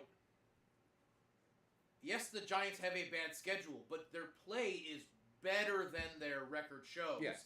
Against these good teams, kind of like what you're saying is like you can talk about strength of schedule all you want, like the level is really is quality this year. That's why it's so goddamn crazy. I'm loving it for sure. It's very easy for us to be like, come on, Houston, get some fucking offensive linemen. From where though? From where? Well, I You know mean, they could have drafted any this year. They could have at You least could tried to have get not one. traded Yes, your yes. best offensive lineman. Yeah, but even still, it's like, Subtle things. There's but there is this leveling that's going on. Well, there's plenty of studs out there. Some of them are just wallowing away in places like Minnesota and Cincinnati. But that's what's making it so fun, for sure. I agree. Because then you hear about them wanting to expand, having a team in Europe. It's like, you better just move a team to Europe. Yeah. You can't expand. You don't have enough good offensive linemen. And I know it seems like everyone might have a quarterback in the future right now, but they're not all going to pan out. Yep. And it has been proven over time. There are not enough people that can play quarterback in the NFL. Arizona doesn't unless Brissett's their quarterback of the future. And that's a wild game. Oh, with the amount of money that they owe Kyler Murray still, Right. I don't know. I don't think. I'll tell you what, though. Does Miami have the quarterback of the future? Nope, I'm not and he's convinced getting of that. paid almost as much as Kyler Murray. Exactly. If not more. I'm not convinced that those are the Jaguars, he's getting paid as much as Kyler Murray. Like, if you have a quarterback that's under 25, who are you giving this massive contract? Yeah. Drake May's probably earned it. Yeah. I'm going to go ahead and say that C.J. Stroud. Yes. Probably. Yeah. At this point, I don't think the Bears have a choice. Caleb Williams is almost already the best quarterback they've ever had. Yeah. What do you do? You want Bo Nix for a fucking 5-year, $300 million contract? At this point, no. That's what I'm saying. Like, the amount of money they have to pay these quarterbacks, it's setting, when you do that with the wrong one. Which they pull the trigger on so fast. They do. Yeah. They do. And granted, the Packers kind of got backed into it with Love, because they got his start on the field so late because of Rodgers. Yep. Which is fine, because you were able to let him to develop, but is it going to pan out now? There's no way. But that's also years of experience without hurting your body. Mm-hmm. Very true. So on the back end, he's going to have some extra years. I agree. Know? Right. I agree. And so, is Dak Prescott worth $60 million? I'm not sure that anyone is worth 60. Like to be honest, like a Patrick Mahomes and a Josh Allen, right? Worth $60 million. Tom Brady right? was. Yes. Yeah. Though it never collected on that, but like. Oh, he did with Tampa Bay. Oh yeah, good point. He made a lot of money with that's Tampa right. Bay. Yeah, he got paid there. Direct trade for a Super Bowl ring. Exactly. but it was worth it. Yeah. Right. But that being said, is Dak Prescott a $50 million quarterback? Maybe. Like with his experience, right? I'm not saying that he's absolute elite, but he's good. He's got experience. And there's that thing. There's so many other things wrong in fucking Dallas. Like Dak's stats are amazing. Yeah. But he's not a game winner, Whereas you look at a lot of other quarterbacks that no, I trust them in the fourth quarter, 2-minute drill, come from behind. Yeah. And I'm not saying he doesn't have, he's got 20 or something like that of those. But that's what you want. You want that fucking dog in a quarterback like Baker Mayfield. He also hasn't had a consistent coach. Yep. Yeah. No. His whole time. Yeah. They've been cycling through. But every time they have a decent Dallas, coach, you expect that. Every time they have a decent coach, it seems like they have a disagreement with he who shall not be named. Moans. And then move on. Yep. Yep. And that's a decent coach. I say good coach. It's a decent coach. Yep. And then they've also had some shit coaches that were out there clearly doing what the GM said to do. Yep. And they were terrible. So right now. Which does make an interesting question, I think, for you, before we get on to the last game that we covered today. Mike Kafka took over as offensive coordinator for the Giants, or head coach for the Giants. He was the offensive coordinator. He was calling plays today too. If the offense still shows growth with Jackson Dart, do you take the risk and give him the head coach job so you are at least having a consistent offense for Dart? Because the only other the other major name I actually read for him was Cowboys' last coach, coach the Packers before that. Yep. McCarthy? Yeah. Yeah. Fuck, No, that'd be awful. No. Yeah, his offense is so tired and No. Ugh. I'd say keep the coordinator. I got no problem with elevating him, but that means you need to find another strong OC behind him and make sure that your defensive coordinator is happy, right? Yeah. When his peer got elevated, make sure that he's nice and happy, right? I'm like when you have the players there and the consistency to it, like there's a vibe going on. Don't fuck that up, which is why. And who knows? Maybe Dayball wasn't as additive to the process, right? Maybe it was everyone else out there that was helping with the vibe. I don't know. See, but at the same time, now you're gonna drop in someone new, and if they want to change what's going on, yes, you're a fucking 2-8 team right now. But I just said, yes, strength of schedule's been pretty rough, but they've been playing decent football while being down studs. Oh, and by the way, this is clearly a rebuild. Keep what's working, and I think this is working in a ugly season. It's working. It's crazy to say, but we watched that with Texas, right? With in Houston. Yeah. Holy shit, they're building towards something. They got Stroud. They built around Stroud. Now, are things a little weak there? But you saw those builds happening, right? Yep. It's there. So hopefully they don't fuck it up too bad. I don't know that I have faith in that, but you got to be willing to take the pain of rebuilding. Yes. You can't be it's not working as fast as we would like it to. It's been a season and a half. That's literally slow your fucking roll. That's literally Carolina, Jacksonville. Right. They're just on the cusp of really developing this talent to meld together as a team, and they start fucking trading off parts. You know? Yep. Yeah, it's brutal. The old yard sale. Speaking of brutal, the Ravens went into Cleveland today, and they won 23-16. Oh. Lamar Jackson, 193 yards passing and 2 interceptions. Derrick Henry, 103 yards rushing and a touchdown. Mark Andrews, 3 catches of 32, and a beautiful tush-push fake where he went around the outside to the right for 35 yards and a touchdown to take the lead. Yep. Zay Flowers, 3 for 78. Keaton Mitchell, 31 yards rushing with 2 catches for 23 yards. And Kyle Hamilton, 9 tackles, 6 solo, 1 sack, 3 tackles for loss, and 2 passes defended. For the Browns, good Lord, Dylan Gabriel, 68 yards passing. Got knocked out with a concussion, so Shedeur Sanders stepped in, went 4 for 16 for 47 yards and an interception. Yeah, it's ugly. Judkins, 59 yards rushing. Cedric Tillman, 3 for 52. Fannin, 2 for 26. Judy, 3 for 21. And Myles Garrett. I don't know if a defensive player of the year can be on a team as bad as the Browns, but 5 tackles and 4 sacks. Fuck yeah, man. And he has the lead in sacks again. Yeah. Speaking of young quarterbacks, I think at this point, now Sanders is his first time to go into a game and going against the Ravens defense that is much better than they were beginning of the year. Not exactly fair, but that's life in the NFL. Yeah. I mean, I know that they have Deshaun Watson under contract, and they have Gabriel, and they have Sanders, but I think the Browns are going to be looking for a quarterback. This one was tough because the Browns, I mean, they had the lead going to the fourth. Yep. They just could not contain it. And, like, I'm not saying, like, if Shedeur Sanders was better, or if they had a different backup, the game would have been different, but maybe. I mean, their number one weapon on offense is Quinshon Judkins, and the Ravens are tough to run the ball against. Yeah. And if you can't run with any consistency and you have zero consistency on your quarterback, you're fucked. Yeah. Like, your defense can only do so much if it's constant 3 and out, 3 and out, 3 and out. Your defense is going to be worn down. Let me ask a question. Okay, so 22 to 16, you said? 23 to 16. 23 to 16. Is that an inflated number? Like, oh, they were able to get points near the end of the game. Was that garbage time? No. They were up 16 to 10. Yeah. Oh, Yeah. okay. All right. Like, so, it was that old style Ravens. So Browns this wasn't a great slog. win by the Ravens. No. This was It was a comeback. fest. Yeah. Okay. Yeah. All right. And they just tired out the defense. Yeah. Lamar did not have a great game. Derrick Henry had a pretty good game against a good Browns defense. 100 yards rushing and a touchdown. I think you'll take every time if you're the Ravens. And to me, this is more about the Ravens rounding back into Ravens form. Outside of the Lamar Jackson interceptions, I mean, I realize, but pound the rock, play good defense. That's how you win in the AFC North traditionally. But that Browns defense, I mean, Lamar couldn't even run the ball. No. It wasn't like he didn't try. Myles Garrett, you know, the 4 sacks and the 5 tackles make it sound like 5 tackles for loss. I'm sorry. That sounds amazing. It doesn't really do justice to how omnipresent he was in this game. He was a huge difference maker for Cleveland.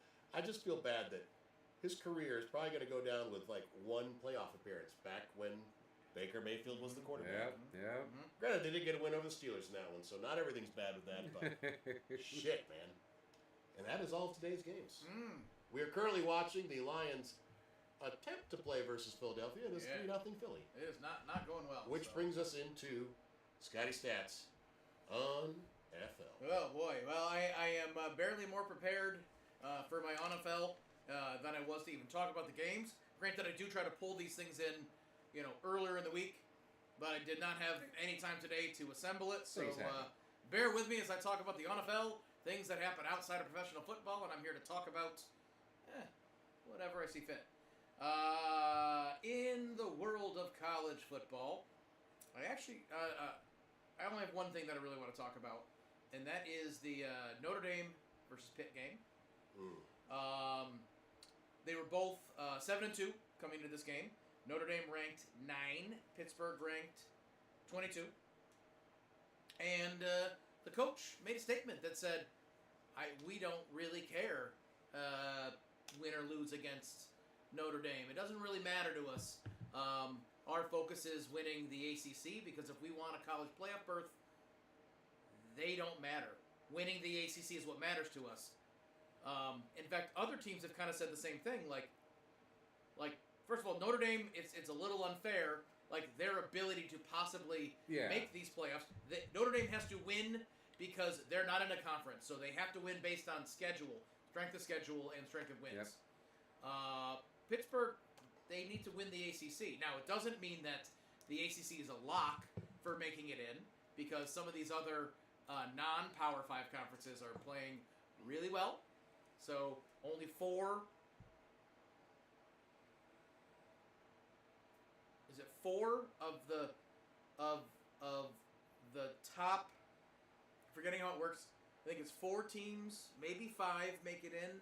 Or maybe it's actually 6 conferences total. Is it based on the coaches poll or? No, it's AP. But I thought the bowl committee still picked this. Or maybe it's bowl committee. Yeah. But essentially, like the you're a lock if you have the best schedule, or you have the best record in some of these top conferences. So like. Yeah, if you win the SEC or the Big 12. Right. Yeah. Big 10. But it brings up a real problem with what Notre Dame is doing with this new system. These teams are like, I don't know that I really care. Like, there's injuries and things like that, and it's like, yeah, we want to get our guys out there. We'd love a win, but like, it doesn't matter. I'm not saying that Notre Dame is doing anything wrong, but they need to really figure out when it's vocalized more. Like Navy said the same thing. I think it was Navy that said the same thing about Notre Dame. We don't care. Like, yes, it's a loss on our record, but it's not a division loss. But those Notre Dame or wins not a would get conference them loss. in. It's your Or could get them in. Your total win record, but also like winning in these in your conference can matter more overall. So, granted, Notre Dame did win 37-15. I don't like that mentality of opposing teams. You play to win every single game. I don't give a fuck who you're playing. I agree, but when they're also talking about like, but they want to make the way this expanded playoff is working. To recognize that Notre Dame, and I'm not saying they did anything wrong, but it's a problem with. Yeah. They found this doesn't matter to us as much as it should. Because like statistically, it won't affect our chances. Exactly. In fact, if they lose to them, it strengthens Notre Dame's record and increases their strength of schedule. Yep. Because they lost to a better team. Yep. Oh, that's fucked up. Yep. Oh. Yep. I mean, college football is always fucking messy, but I really don't like that. I want to talk about women college basketball for a second. Okay. Because I was watching some clips of Ms. Audie Crooks. I wish Eric was here. It's his favorite. Yeah. Ms. Audie Crooks. She is the center for the Iowa State Cyclones.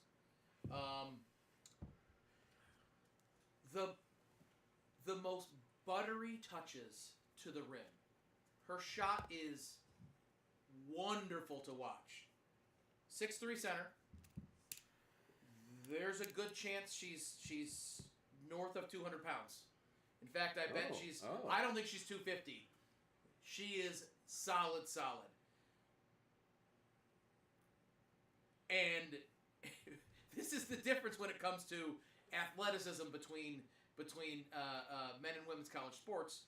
And this isn't anything negative against it, but right now the way that women's basketball is that the pure athleticism isn't going above and beyond just someone who can bull their way through. But what's great about Audie Crooks is she can bull her way through, but also just her shot is so feathery and wonderful. Oh, her. Okay. On the season, she is averaging 28.3 points, 6.8 rebounds, 2.3 assists.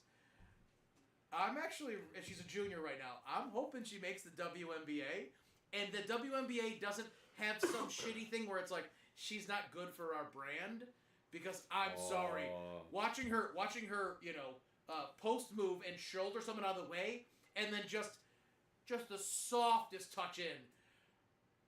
I spent way too long looking up clips of her. I'm like, this is fun to watch. Not as when I say like watching the Joker play, right? Like he's an alien. It doesn't make any sense. Just because he's the slowest player in the NBA. Yeah, and that is unstoppable. And the numbers that he's putting up right now are absolutely insane. He's playing better than ever. His field goal percentage is absolutely stupid. While also just continuing to just it was really fun. Like, I'm really hoping she finds a space in there, because just bumping someone out of the way, just pretty little layup, tiny little mid-range. Hell yeah. It was, I don't know that I've paid any attention to college basketball outside of those, like, huge stars that Paige Becker. It's like, she's going to be great. Yeah. No, but, like, I didn't know her name, but, like, oh, yeah, I've watched clips of her before. As soon as I pulled up the picture, I was like, oh, yeah. Jumping into the old NBA.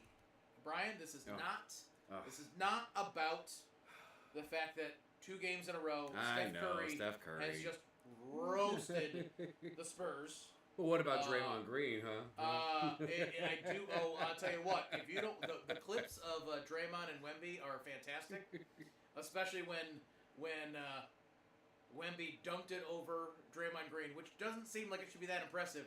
But when you have a man who's like playing dirty, and then just that little lob to Wemby and just dunks it over his face, and then Wembanyama, who's very composed, roars in Draymond Green's face.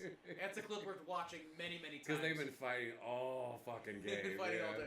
But the reason that I bring this up specifically is because with his 49-point win against the Spurs on Friday, he is now tied a Michael Jordan record. Just to clarify, he scored 49 points in a win. They didn't beat the Spurs by 49 men. Yes, sorry. He tied a Michael Jordan record. That is his 44th 40-point game after turning 30. Yep. Wow. And that's damn impressive. It's impressive as hell. That is damn impressive. Anytime you tie a Michael Jordan record, it's... Yep. Eric isn't here to say, what? You mean LeBron didn't do that? Well, I might as well talk about LeBron. The reason I want to talk about LeBron is because we have something in the NBA that's never happened before. We already talked about the fact that there's a father and son playing on the same team. That, in and of itself, was pretty impressive. But LeBron's been out to start this season. There's also been some other injuries going on with the Lakers. Enough so that it's actually helped Bronny earn himself a starting spot. He started the past 2 games. Really? Bronny James has started the past 2 games. Well, Bronny has been starting those past 2 games. Are you aware that LeBron is going through his recovery of getting back suited up? He's playing in the G League. He's been in the G League. Now, he hasn't been playing, but he's been practicing. So LeBron is currently assigned to the G League while Bronny is starting. So father-son duo, son starting while the father is in the G League, and that is just incredible. It really is. I feel bad Eric's not here. But good on Bronny, because, listen, a lot of trash was talked last year, justifiably, for number one. I mean, I'm not saying they shouldn't have drafted him at all. But he got a very large contract for a second-round pick. Yes. And he didn't exactly light the world on fire. But you know what? If he spent the offseason improving and has stepped up and got to the point where he can at the very least be a good enough defender, he's a good and team player to be on the court, then good for him. Yeah. Because the problem also is, how do you be a pro when your father is absolutely a top 5 NBA player of all time without being in his shadow? Oh, by the way, playing on the same fucking team. Yep. Yeah. That is a really tough spot to put any kid in. You know what I don't know how Ken Griffey did it with his dad. You know what I would like to see him... I mean, he showed up. Yeah. Well, Ken Griffey also had, for the sport, miles more talent than LeBron James does. I'm not... or Bronny James. And again, I'm not talking trash on Bronny with that. Yeah. Ken Griffey Jr. was fucking amazing. Yeah. You know what I would like to see Bronny James grow into, and he needs to grow into this, is an Alex Caruso. Sure. Lockdown defender that can crush a 3 when you need it. And the difference is, I don't know... some good dimes. Well, that's it. I don't think he's got to work on his 3-point shooting, but his passing is getting better. His defense is getting better. And if you can be that guy who's coming off the bench and just be that like a Gary Payton 2 who's been playing like he's... Or like an Andre Iguodala. No, never mind. Later years Iguodala, not peak Iguodala. But like one of those guys, like you can have a 10-year career being that guy. If you can really keep it up, you can have a 15-year career. So if he plays 15 minutes a game, but he puts up 5 points, 2 steals, and 3 rebounds, he's worth having on the team. Yeah. As and a plays starter, some solid though, defense. Now I really got to watch some clips. Like, well, he won't be a starter when LeBron comes back. He's well, and like Austin Reeves, has had some time out. Obviously Luka, right? And then there's Lariva, who's there. It's just like it's going to be tough for him to get the starting spot in general. But it's been there. And Brian, I apologize. I jumped to talk about the Lakers when I should have kept talking about the Spurs and Steph Curry. And Steph Curry. But actually, it's about in this most recent game, the Spurs also made history because they had the first duo to record a triple-double in a game. Wow. Wemby with his 31 points, 15 rebounds, and 10 assists, and Stephen Castle with 23 points, 10 assists, and 10 rebounds. Nice. That's never happened? There's never been a duo that have recorded a triple-double in a game. Really? Think about that, though. I feel like Pippen and Jordan would have done it. In the Spurs history. Oh, Sorry, okay. Spurs history. Because actually, like just last year, Or the Thunder when they had Russ and fucking the Beard. Yeah. I don't know that they were triple-doubling though, but Oh, yeah. but actually Russ and Jokic did it a few times last year on the Nuggets. Oh, okay. Yep. Yeah, I forgot about that. Sorry, Brian. Just Nice. jumped Nice. ahead too much. Jumped ahead too much. That is very cool. Yes. And the last thing I want to talk about is ceiling. When we talk about a player and they say they've got a high ceiling, sometimes it's not the people you think about. Jalen Johnson. He plays for the Hawks. His ability to do better and better and better. In this past week, this is a stat line of him. 31 points, 18 rebounds, 14 assists, and 7 steals. Damn. That was his third career triple-double. So career high with 31 points, career high with 18 rebounds, career high with 14 assists, career high with 7 steals, and 4 3-pointers, tied his career high. And he got them all in one game. He's the only player in NFL history to achieve that stat line. NBA history. NBA history. Sorry, what did I say? NFL.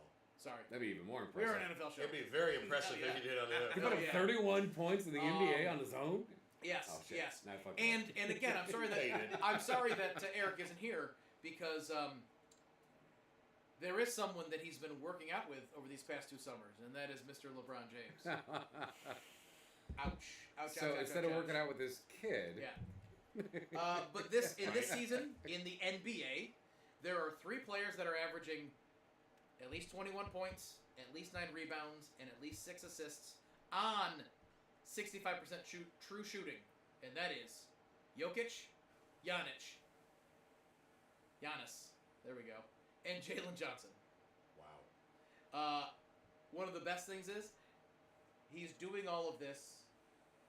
The Hawks are 7-2 since Trae Young got hurt. It isn't playing. wow. Trae Young, who still plays hero ball, Yeah. and they're finding that they've got these studs on this team. Whew. But we talk ceiling. Okay, so he was a first round pick, and I didn't write it down. He was like 20th or like something like that, right?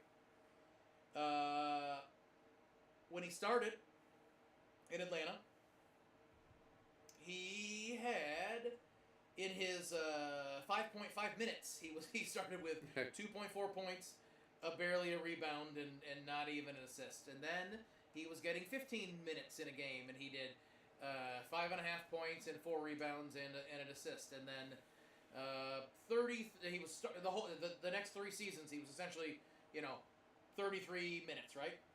And he went to 16 points and almost 9 rebounds and 3.5 assists. And then 8, and then 19 points, and then 10 rebounds and 5 assists. And now with his 21.5, 9.6, and 6.3, and again with 62% true shooting. We talk about ceiling. You can only fucking dream about someone like this. Mhm. Holy shit, someone who's just growing and growing. And I'm not saying that he's like the stud of the future, but goddamn, this is what you dream on. This, when you talk about ceiling, these are the guys, and good on the Hawks for finding someone like him. So, I like it. At the half right now, he's got 13 points, 5 rebounds, 4 assists. there we go. So, and that is enough on a foul.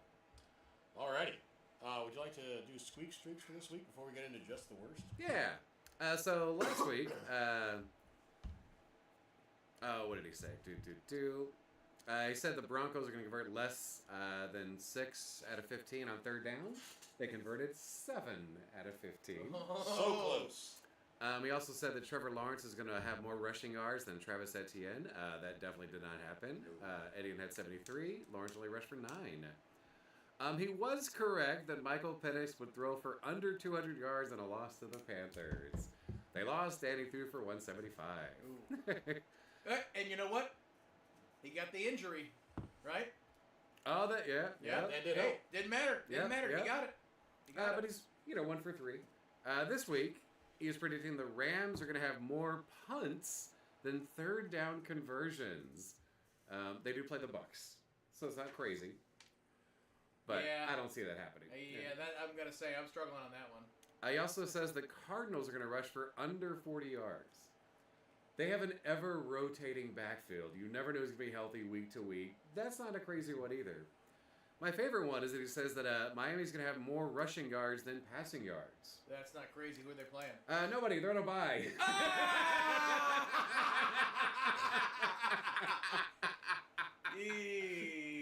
Yeah. Fantastic. He pulls out these things that are like third down conversions to punts, and it's like, yeah, wow, that's an interesting. And then just the attention to detail falls out. It is pure half the distance live right there. He was looking at, so when they come back from the bye, they play the Saints. Yeah. And I'm like, yeah, that's possible. Yeah, that's possible. Let's just run the ball. Fuck it, Yeah, you know? Sure. Oh, perfect. Okay. Just the worst. Would you like to go first, Brian? No, you go right ahead. Okay. Scotty and I actually have the same just the worst for this week, I believe. Yeah, I'd like to, because Brian, you are not aware of this clip. I'd like to set the stage. Please do. This was South Carolina. This is college football. This is South Carolina, and they were at Texas A&M. A&M. I was gonna say and there happened to be 3 South Carolina football players, shoulder to shoulder. Let me explain why they're in this spot. Wide receiver Nick Harbor takes a reception, 80 yards for a touchdown. Okay. In the end zone, kind of reaches back to his right hamstring, and it's kind of limping and trying to walk it off and goes up the tunnel a bit. That's at the end of the end zone. A couple of his teammates go in to see how he's doing. See this. Okay. And Yes. when they turn... Right, they are right. They're walking up the tunnel, kind of shoulder to shoulder. Walking out of the tunnel is a Texas state trooper. Opposite. They're walking out of the tunnel, he's walking in. Right. Yeah. Full uniform and everything. That state trooper was walking in a dead straight line with intense purpose and inappropriate authority. And I would like to point out, they made room to where he could get through. And You'd have to turn a little bit, so would they. There was a space, though. Yeah. And then he looked like he threw a little bit of a shoulder. Yeah. And then when they turned around, he had fucking attitude. Like, what's your goddamn problem? By the way, they were heading to the field, which is where they belong. Yeah. His face had a very much 1940s watch yourself, boy It's- look to oh, it. you're It right, definitely Brian, you did. are right. You know. He has been suspended. Good. And he was sent home from the game after this also. I just want to say, though, this is so fucked up. Like, there are 3 players, one of whom is obviously worried he may have just pulled a muscle. They're checking on their teammate Yep. and celebrating with him, Yep. which they have every right to do. They're heading back to the field, which is where they're supposed to be. I don't know why he was going up the tunnel. He was just walking it off. He was just walking it off. He was like, maybe I gotta. Well, no, like No. I don't know why. I don't know why the trooper. trooper. Yeah, like, me neither. Yeah. If it was an emergency, it wasn't enough of an emergency for him to keep going. Mm-hmm. Why initiate contact with them? Why make an issue out of something when both of you, like the other guy, could have turned also? When you try to turn, usually that's when other people are like, oh yeah, man, for sure, you know. To just burst through them and then scold them? Yeah. Mhm. Yeah. What the fuck, man? Such a bad look.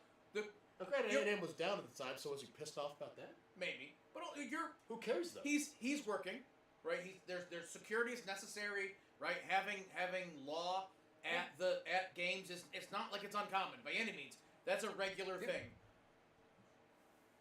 Sports are for the players. Yep. The reason we're there is for them.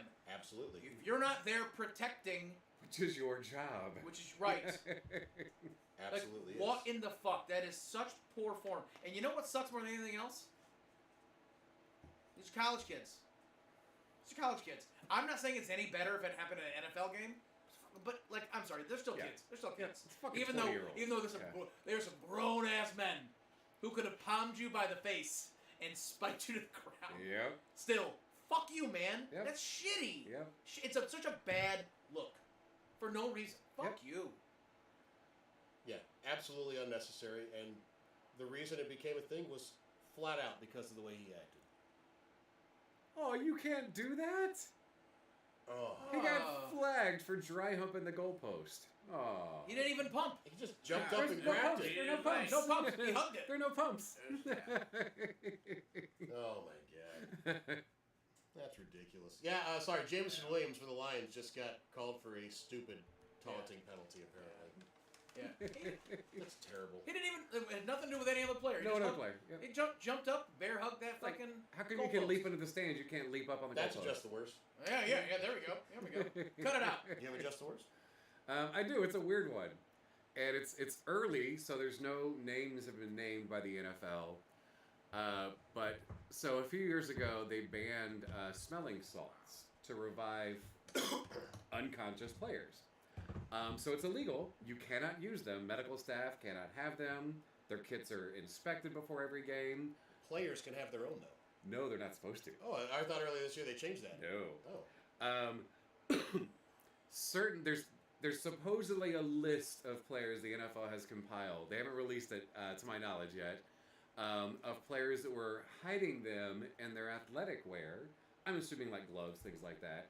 So when they did receive a really hard hit, one of their teammates could pull it out and crack it for them to avoid concussion protocol. And I'm like, I get you want to play every down of every game, if you're physically able to. Mm-hmm. Your brain getting fucked up is also fucking part of that. Like, So it's it's funny. When I heard about this ban on smelling salts, I was a little annoyed by it because all right, you're running on the field, right? You hit a little smelling salts, and it's like, okay, so you're getting yourself hyped to go for the play. Like, I don't know, it seems a little petty. Whatever. I didn't know that was like the part about reviving someone. neither did I. Yeah. I didn't know that. I don't love that, especially Yeah. when it's like this concussion protocol thing needs to be taken seriously. And it's an early thing. Maybe nothing will come from it. Yeah. Maybe it was one person. Sure, We don't fucking sure. know. It's the whole thing seemed petty. Like, no smelling salts. Like, I mean, I'm sure it's helping a little bit, but at the same time, like, all right, guys, now you're gonna go back to like slapping each other in the helmets, right? It's not like Spit the in each other's Cowboys in the mouths, 90s sorting lines of Coke at half, They thought the goal line was Coke. Yeah. Mm-hmm. I will say this. Have you ever smelled smelling salts? Nope. Yep. Woo! Yep. Well, it's supposed to wake your ass up, right? Look, it does. I remember this one time back in college. I was at JCC actually. Some little like, not science fair, but like high school kids come into the school and like, oh, so the chemistry kids are gonna like, oh, here's some chemistry magic type things. Was And it Super Science Saturday? No, it could have been Super Science Saturday. Yeah, sure. And so one of the things that I did was Drugs? When they were available. It was Super Science Saturday. Is this thing on? Is this thing on? I think we're past the okay. fuck. Well, there's too many years between a crime. Okay, yeah. Statute of limitations. Yeah. There we go. No, like it was like you put these chemicals in a bottle, you swirled it around, and it coated the inside of the bottle with silver, right? So you could like, it was just interesting. All this clear liquid, whatever. And I remember I'd been like, it uses ammonia, and as I was like getting some stuff ready, it wasn't working very well. Did and I'm you like, oh add shit, bleach? the ammonia was had clearly been open too much, just like it's weak, too much like humidity got in there, whatever. So I went and got a fresh bottle, but because I'd been working with the one bottle, the window was open and there was this cross breeze, and I remember carrying the new bottle over and I'd opened it up and the breeze caught me with a fresh whiff of ammonia, buckled me to my knees, barely was able to set this jug of ammonia down. The swimmy motion, it was like, oh, holy shit, rocked my world. And then it was like a couple years later, like working out, in college, and someone's like, hey, you want to hit a smelling salt before your next set? And it's like, I've never tried it before, let's give it a go. It's not as swimmy, but it hit harder than fresh, cracked ammonia. And ammonia is a part of what's in there, but still, holy fuck. That stuff is nuts. The big question is, why'd you try to roofie yourself? It's a great question. Hey, don't kink shame, bro. I wasn't king shaming. I didn't mention the tire on my neck. Get over it. Pants were already down the ankles. The old belt on the doorknob.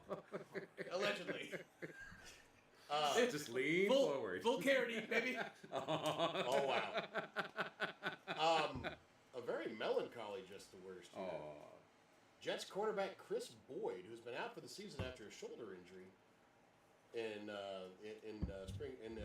camp in August, was shot in Manhattan last night and is in critical condition in the hospital right now. I don't know what's going on where all these people are getting shot. I know there's people that get shot every day in this country. I'm getting real tired of hearing about this shit, though. Like, God damn it, guys. What the fuck? I do want to end with just the worst, though. I'm sorry. Just the best. Alex Singleton, linebacker for the Broncos, had surgery on the 7th to remove a tumor for testicular cancer, and is in recovery and expecting to return to the team before the end of the season. So I think that's one we should give a little cheers to. Because that's just good news in a world of bad news these days. Just the best. Just the best. And I disagreed with his decision to postpone the surgery until a game occurred, but hey, it's not his call, you know? I'm not going to judge anyone on that. It happened. He's going to be in recovery now. He's going to have to get some treatment, but I'm sure he asked the doctor. It's like, hey, is it okay if I wait a few weeks? Like, a few weeks, okay, you know? Yeah. So, yeah, just the best. Yeah, right on. Love it. Love it. Because goddamn, we've had some bad news these days. All right. That brings us to picking next week's games. But before we get started, you want to tell us what the records are so far? Let's start off with how we are doing so far this week. Never mind. You ended up looking up. I was like, well, I couldn't remember if I picked the tie. Jacksonville. Yeah, it was the tie. Never mind. Yeah, I remember now. Shame on me. So not just because of picking a tie for the Chargers-Jags game, Scotty only has 6 correct this week. That's my season this year. Eric's got 8, Maddie has 9, and the professor has 11. Nice. It's also important to, and I know I'm in last place also. The consequences to this, as we have our, we game by game, we have our, if our team wins, we get to use our team koozies, right? And as a Giants fan, I've been living in this fucking Patriots one. But that also means as the last place one, I'll have to use the Patriots koozie all year. No, just all off season. All off season, yeah. So it's whiskey for me. I'm gonna find you. Like I'm not gonna drink a single beer and not use the koozie. Fuck you, Brad. I will say this also.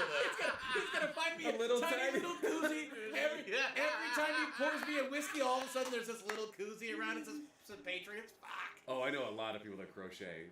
That we get that done tonight. I'm glad you said that. I'm not positive here, but I think you owe Eric a couple of jugs also. Oh yeah, no, we made some 2-year bets that are not that I missed. Yeah, we needed a 4-pack of Funky Sweater because he's got to chug like 3. Yeah. Oof. Two. Oof. They were in the same night or 2 different nights. I don't think at 2. I have to chug 2 Funky Sweaters. Because they were 2-year bets that I missed on, so we should see if everything's coming up still has Millhouse. a keg of that they can tap again for Scott to enjoy. Everything's coming up Millhouse. All right, what is the overall? So overall, not including this week, but it didn't really change too much. Scotty is in last place with 87 correct picks. I have 92. Matt, you surpassed me at 93. So that's going to shift after this week. Erica's still in the lead with 97. We're catching up though. But every single week that he is here to make his picks, he gets worse and worse and worse and worse. So Greg and the coin flip app are much better predictors of wins. Are we surprised by this is the next question. I don't think so. But that's this football season too, so. Yep. Very true. All right, well, let's get into this week's games. This next week's games. Hey, Greg, are you going to pick for Eric? Or I think so. All right. This week there are no across the pond games. So Thursday the Bills play in Houston. Ooh, that's Bills. I mean, I like Houston's defense a lot, and I think General Mills has done well. I don't know if C.J. Stroud will be back for this game or not, but Buffalo coming off a big win. I think that they have enough to get that win. I think so too. Yeah, I don't see the On a short Texans. week for the Texans, yeah. And hopefully, Keon Coleman, lesson learned. You can pick your head up, get out there, and be a necessary wide receiver for that team. But also, to be honest, Gabe Davis, red zone, you gotta love that option. So And I don't know. It's just I think in some ways for Keon Coleman, it's a lesson for the whole team. Also, like that guy was a first-round draft pick last year. They suspended him, so teaches everybody else show up for your fucking meetings. Yep. true. Bill's right. Oh, wow. saucy. I'll meet it, I know her. Yeah, fair enough. First Sunday game, the Colts go to Kansas City. I mean, all right. So Daniel Jones has not looked good Yeah. for a couple weeks now. Jonathan Taylor has still been on a tear. Kansas City needs a win, Like, in a bad way. Coming off a divisional loss to the Broncos. But like, I'm whoa. liking the Colts defense though. I am too. You know what? Give me Colts. Fuck the Chiefs. Just now. Don't get me wrong. This could be the kind of fire that the Chiefs need to like flip their shit upside down. But a loss to the Colts, that could be that turning point for them. But Colts defense is looking really good. Jonathan Taylor has the ability to get 100 yards on Kansas City. It'll be a tough 100 yards. I mean, the launch tonight. But Daniel Jones cannot do 2 interceptions. He's gonna need. He also has to get the fumbles under control. Absolutely. Yeah, those little turnovers, like that'll fucking hurt I him. think KC. I don't know why. I shouldn't be picking them, but the Colts have not looked good the last couple of weeks. Now maybe the bye week is just what they needed, but I'm gonna go with KC. All right. It's always hard for me to pick any divisional rival to the Broncos. I want the Colts to win just so for at least a few hours the Broncos. No, I want Kansas City to win. So for a few hours, the Broncos have the best record in the NFL. There Okay. you go. I like it. But I don't You want had them to your win. So I'm going reason. with the Colts. Another good divisional matchup: Vikings-Packers. Yeah, I see Green Bay winning this one. J.J. McCarthy has been not good the last couple games. Green Bay, with their defense, I just see this team. I think it's gonna be like a 28-13 game. That sounds about right. It kind of feels like so. If Micah Parsons wasn't there, I would say just because I'd like to see JJ have a good game, and I think they have the ability to get points on him, but I think Micah Parsons is going to have him fucking rattled, and he's too error prone lately, and you got Micah Parsons bearing down on you. Fuck that shit, right? That's like Terry Tate, offensive linebacker, right? God damn. Absolutely. Yeah, Ain't it Joe Cake? I don't see the Pack It's a losing. moment. Kill the Joe, makes the mo. We'll make it a good game then. About Packers. All right. Patriots at Bengals. Oh, hot damn. I don't think you really need to ask. Yeah, but Pat's across the board. You know what though? Joe Flacco 350 yards. Would I be shocked? No.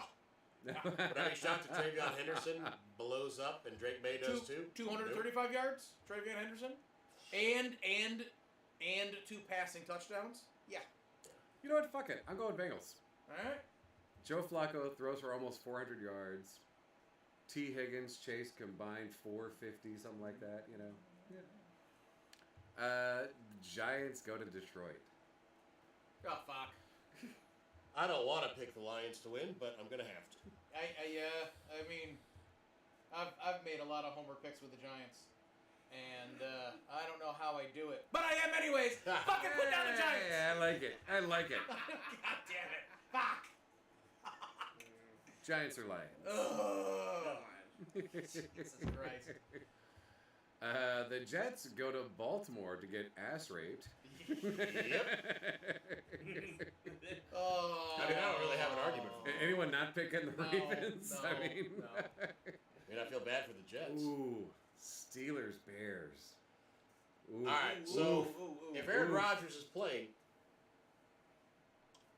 I think it gives the Bears a little more added effort to be like, fuck you.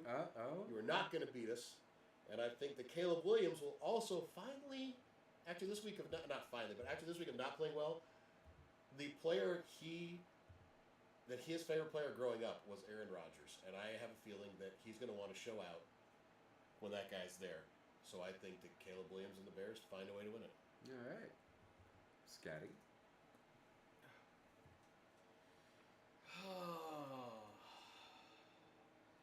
Man, you know I like rallying behind your Bears. I think I'm gonna go Steelers on this one on their defense. Yeah. Steelers. I'm gonna go with the Bears. For no reason other than Fuck Aaron Rodgers. it's a game the Bears could win. Well, especially being Aaron Rodgers, like that. Listen, will I be rooting for the Bears? Yes, clearly. Yeah. Yes. Seahawks go to demolish Tennessee. Yep. Indeed they do. They need to get right game. Indeed they do. Oh. They need to get right game in a bad way. So I should be starting Darnold next week. Okay, great. Not a bad choice. And take it. Hold on. The way that my fantasy team's going, I should not start Sam Darnold to ensure the win. Seahawks fans everywhere would appreciate it. I know it. The first of two games that no one's going to be watching, the Browns visit the Raiders. Holy fuck. Oh, Browns. Well, who's the Browns quarterback? Oh, yeah, shit. Wait, I forgot. Is it Shadur? Yeah. And against Vegas, does it matter? Does it matter? They lost their left tackle today, and if they don't have their starting left tackle against Max Crosby, that's problems. On the other hand, Cleveland's defense is very good, and Geno Smith has played very poorly this year. This is actually a tough game to pick. It is. I'm going to go with Browns on the defense, just because of the defense. I'm going to have to do the same thing just because if I'm going to pick one team that has one thing that they are so much better than the other team, it's the Cleveland defense. Yeah. So, yeah. Because we can love Max Crosby all day long, and we do. Yeah. They're just going to run the ball the other side. He's one man. The entire day. Miles Garrett is one man with other good defenders on that squad. Yeah. Mason Graham is having a very good rookie year. Browns or Raiders? Well, I like it. And the next game that no one wants to watch, the Jaguars visit Arizona. and this is the one on my little sheet here that I still don't have an answer picked. It's Listen, tough. Listen, Duval. Give me Duval. I've been saying that. They're in Arizona. I didn't say it. I don't care. Okay. I mean, they're okay, but they're still Duval. Just Yeah, they are. Yeah. just like I want them to succeed. That being said, let's go Brissett. Like, if he can start cementing himself into being the guy. Yeah. I mean, if he can be the one who reinvigorate the Cardinals, I'd love to see that. Because they played so hard for so long, it felt like they were building something. And there's enough talent on the team that they can do way better. Yep. But Still sticking with Jacksonville. yeah. Okay. I'm kind of liking Jacksonville getting better and better. So yeah, mini little bandwagon. I think Jacksonville, after today, doesn't come into this game really ready. That's what I'm For thinking some too. reason, I think the Cardinals win this. I don't know I why. think they're going to be celebrating for the next 4 days and Yeah, fucking and I miss think practice and if Marvin shit, Harrison Jr. can somehow come back from having his appendectomy, I really like what they're doing on offense right now. I realize McBride's having to throw the ball, or Brissett's having to throw the ball more than you should. Yep. There's just something about the Arizona team with him at quarterback. I think they can pull it out. I do too. And Matt, I know you're not like a surgical expert, but my understanding is for appendectomies, it used to be a big old slice down your side. You've got a big old open wound, but it's all laparoscopic. Yeah, it's not. And then you go in there and you snip that tiny little appendix off. Organ. You know what I mean? And so like now, don't get me wrong. Like you don't want to pop stitches in the middle of the game. You know what I mean? But I don't know what the recovery time on that is. But even with Marvin Harrison, he doesn't take a direct shot to that area. But Marvin Harrison tendering an injury, I don't know that that's also the right thing. Like, that's going to change my mind. I don't think that they should put him out there. Yeah. My question is that if he is going to play. Mm-hmm. I just don't see the Jags doing well 2 weeks in a row. I don't either. But I do see Jacoby Brissett having about 2 amazing games and nothing else the rest of the season. These are two teams that have both lack consistency. Yep. And I think it's Arizona's turn to play well. Fair. Great. All right. Another game that could go fucking who knows. The Falcons go to New Orleans. Oh, shit. I think... Oh, fuck, because Penix might not be playing. Yep. No, you know what? I'm sorry. They're going to lean on Bijan and Tyler Algier, and they're going to run it right down the Saints' throat. Now, Tyler Shuck, I think, will acquit himself well. But I think Atlanta's defense with the pass rush that was not able to get there against... Well, did get there against Bryce Young a couple times today. And did knock him out of the game for a few plays on his way to 455 yards passing. I think that this... Because they seem to be like, bad game, good game, bad game, good game. I think this is going to be a good game. I think they're going to roll New Orleans. You know what? New Orleans, they're trying to play hard. It seems like they're playing harder with Tyler. We don't know. Remember the fuck you say his name? Yeah, Shuck. I've heard everyone say Shuck like it's like a weird mix between Uck and Uck. Sure, like a whatever. combo of it somehow. But I don't Shuck. care. I think it's a fun pick. Yeah. Give me the Saints. I'm going Falcons. Upgrade. If Rashid Shaheed was still there, I would feel a little bit better about the Saints' chances. But I don't know. I think Atlanta finds a way. I think more importantly, Bajan and Tyler Algier. That's actually like that's what you have to do. Especially if Drake London. You know what? I'm gonna change. I want to change my pick. It was fun to say. I just my heart's not in it. So if this is prime. Of the prime of everyone's career that plays for the Saints, like Kamara 3 years ago. Very different. You know, it's a different thing, but it's Kamara at like 30, 31. Yeah, I don't know. It's a rookie. I think that they're going to be able to do some things to confuse him. And the classic divisional matchup, the Eagles and the Cowboys. I'm going to go with Eagles. Hopefully Jalen Carter doesn't spit at Dak Prescott before the game even starts this time and gets kicked out. Who knows? Dallas's defense picked up some parts before their bye week and the trade deadline. I don't think it's enough to matter. I think that their defense is still going to give up fuck tons of yards and points to the Eagles, as they have to everyone so far this year. And their defense, or their offense, I don't think they can quite do enough to keep in the game with Philly.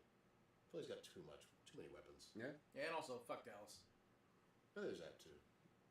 Fuck Dallas? Yeah, fuck Dallas. I'm also fuck Dallas. Yeah. Greg? Eagles or Cowboys? Cowboys. Oh. The game we're going to be watching, the Bucks at the Rams. Right? So, Tampa Bay defense, lesser sign than the Seattle defense.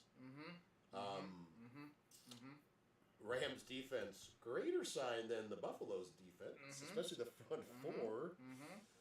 I love me some Baker Mayfield, but I have a feeling that the Rams are kind of... It almost feels like they are the team that's going to get on a roll this year into the playoffs. They have the coaching with McVay, the play with Stafford. Yeah. All right, so I didn't get to watch the game, but as you described it, the Rams had an off day today. Yeah.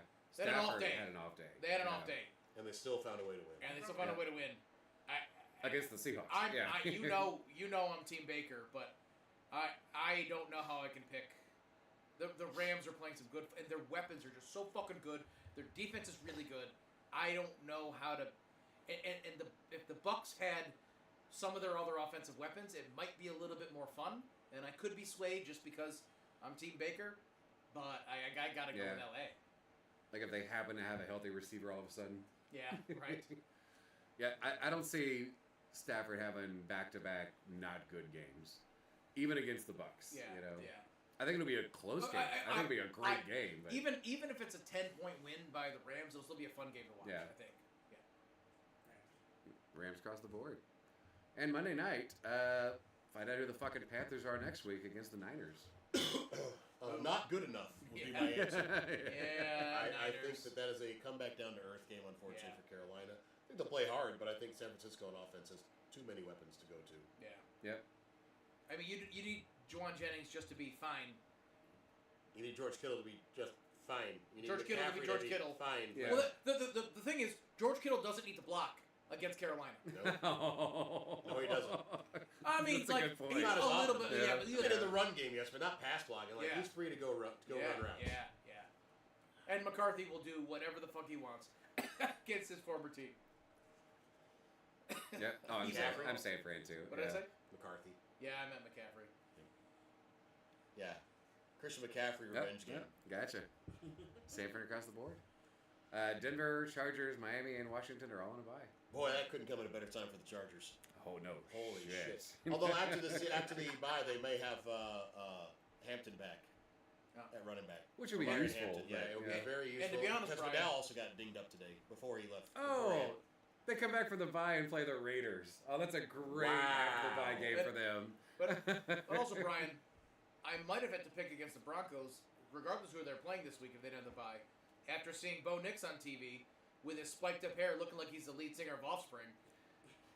I mean, he is pretty fly for a white guy. Shame. I guess. Oh, I guess. Yeah, that was... Do you want to see more Russell Wilson fucking clips? Fair. That would be dangerous. You know I never do. Unlimited highlights. Yeah, when it comes to those highlights, I would like to keep them separated. Oh. Man, I'm done. It's impressive, though. It's not. Well, after a week off, we want to see him come out and play, There we go. There it is. I like to end each week with what you guys thought was the best thing and what you're looking forward to most. And I'm assuming Scott's thing he's looking forward to the most is maybe being able to watch some games. I don't have anything lined up for this weekend, which is great. No whiskey class next Sunday? Yeah, so today was one of my whiskey classes at our Syracuse restaurant. It was an absolute blast. Earlier in the week, I had 4 people signed up, and I ended up with 15. Nice. It was a fun class. There's nothing better than being derailed by my plan on what I want to talk about with great questions and great conversations. A fun crew that with the fact that they're like, when's the next class? It just makes me so happy. And I said, and I don't even know because our third restaurant has given me tunnel vision, and I haven't made plans for what's next or how to incorporate them into the rotation of classes. But yes, so it was a fun day despite no football. I watched like 3 plays of Buccaneers and Bills. Because I happened to be walking past when it was happening. But, so yeah, next week for me, I'm looking forward to actually being able to watch some football and not have 10 things going on during the weekend.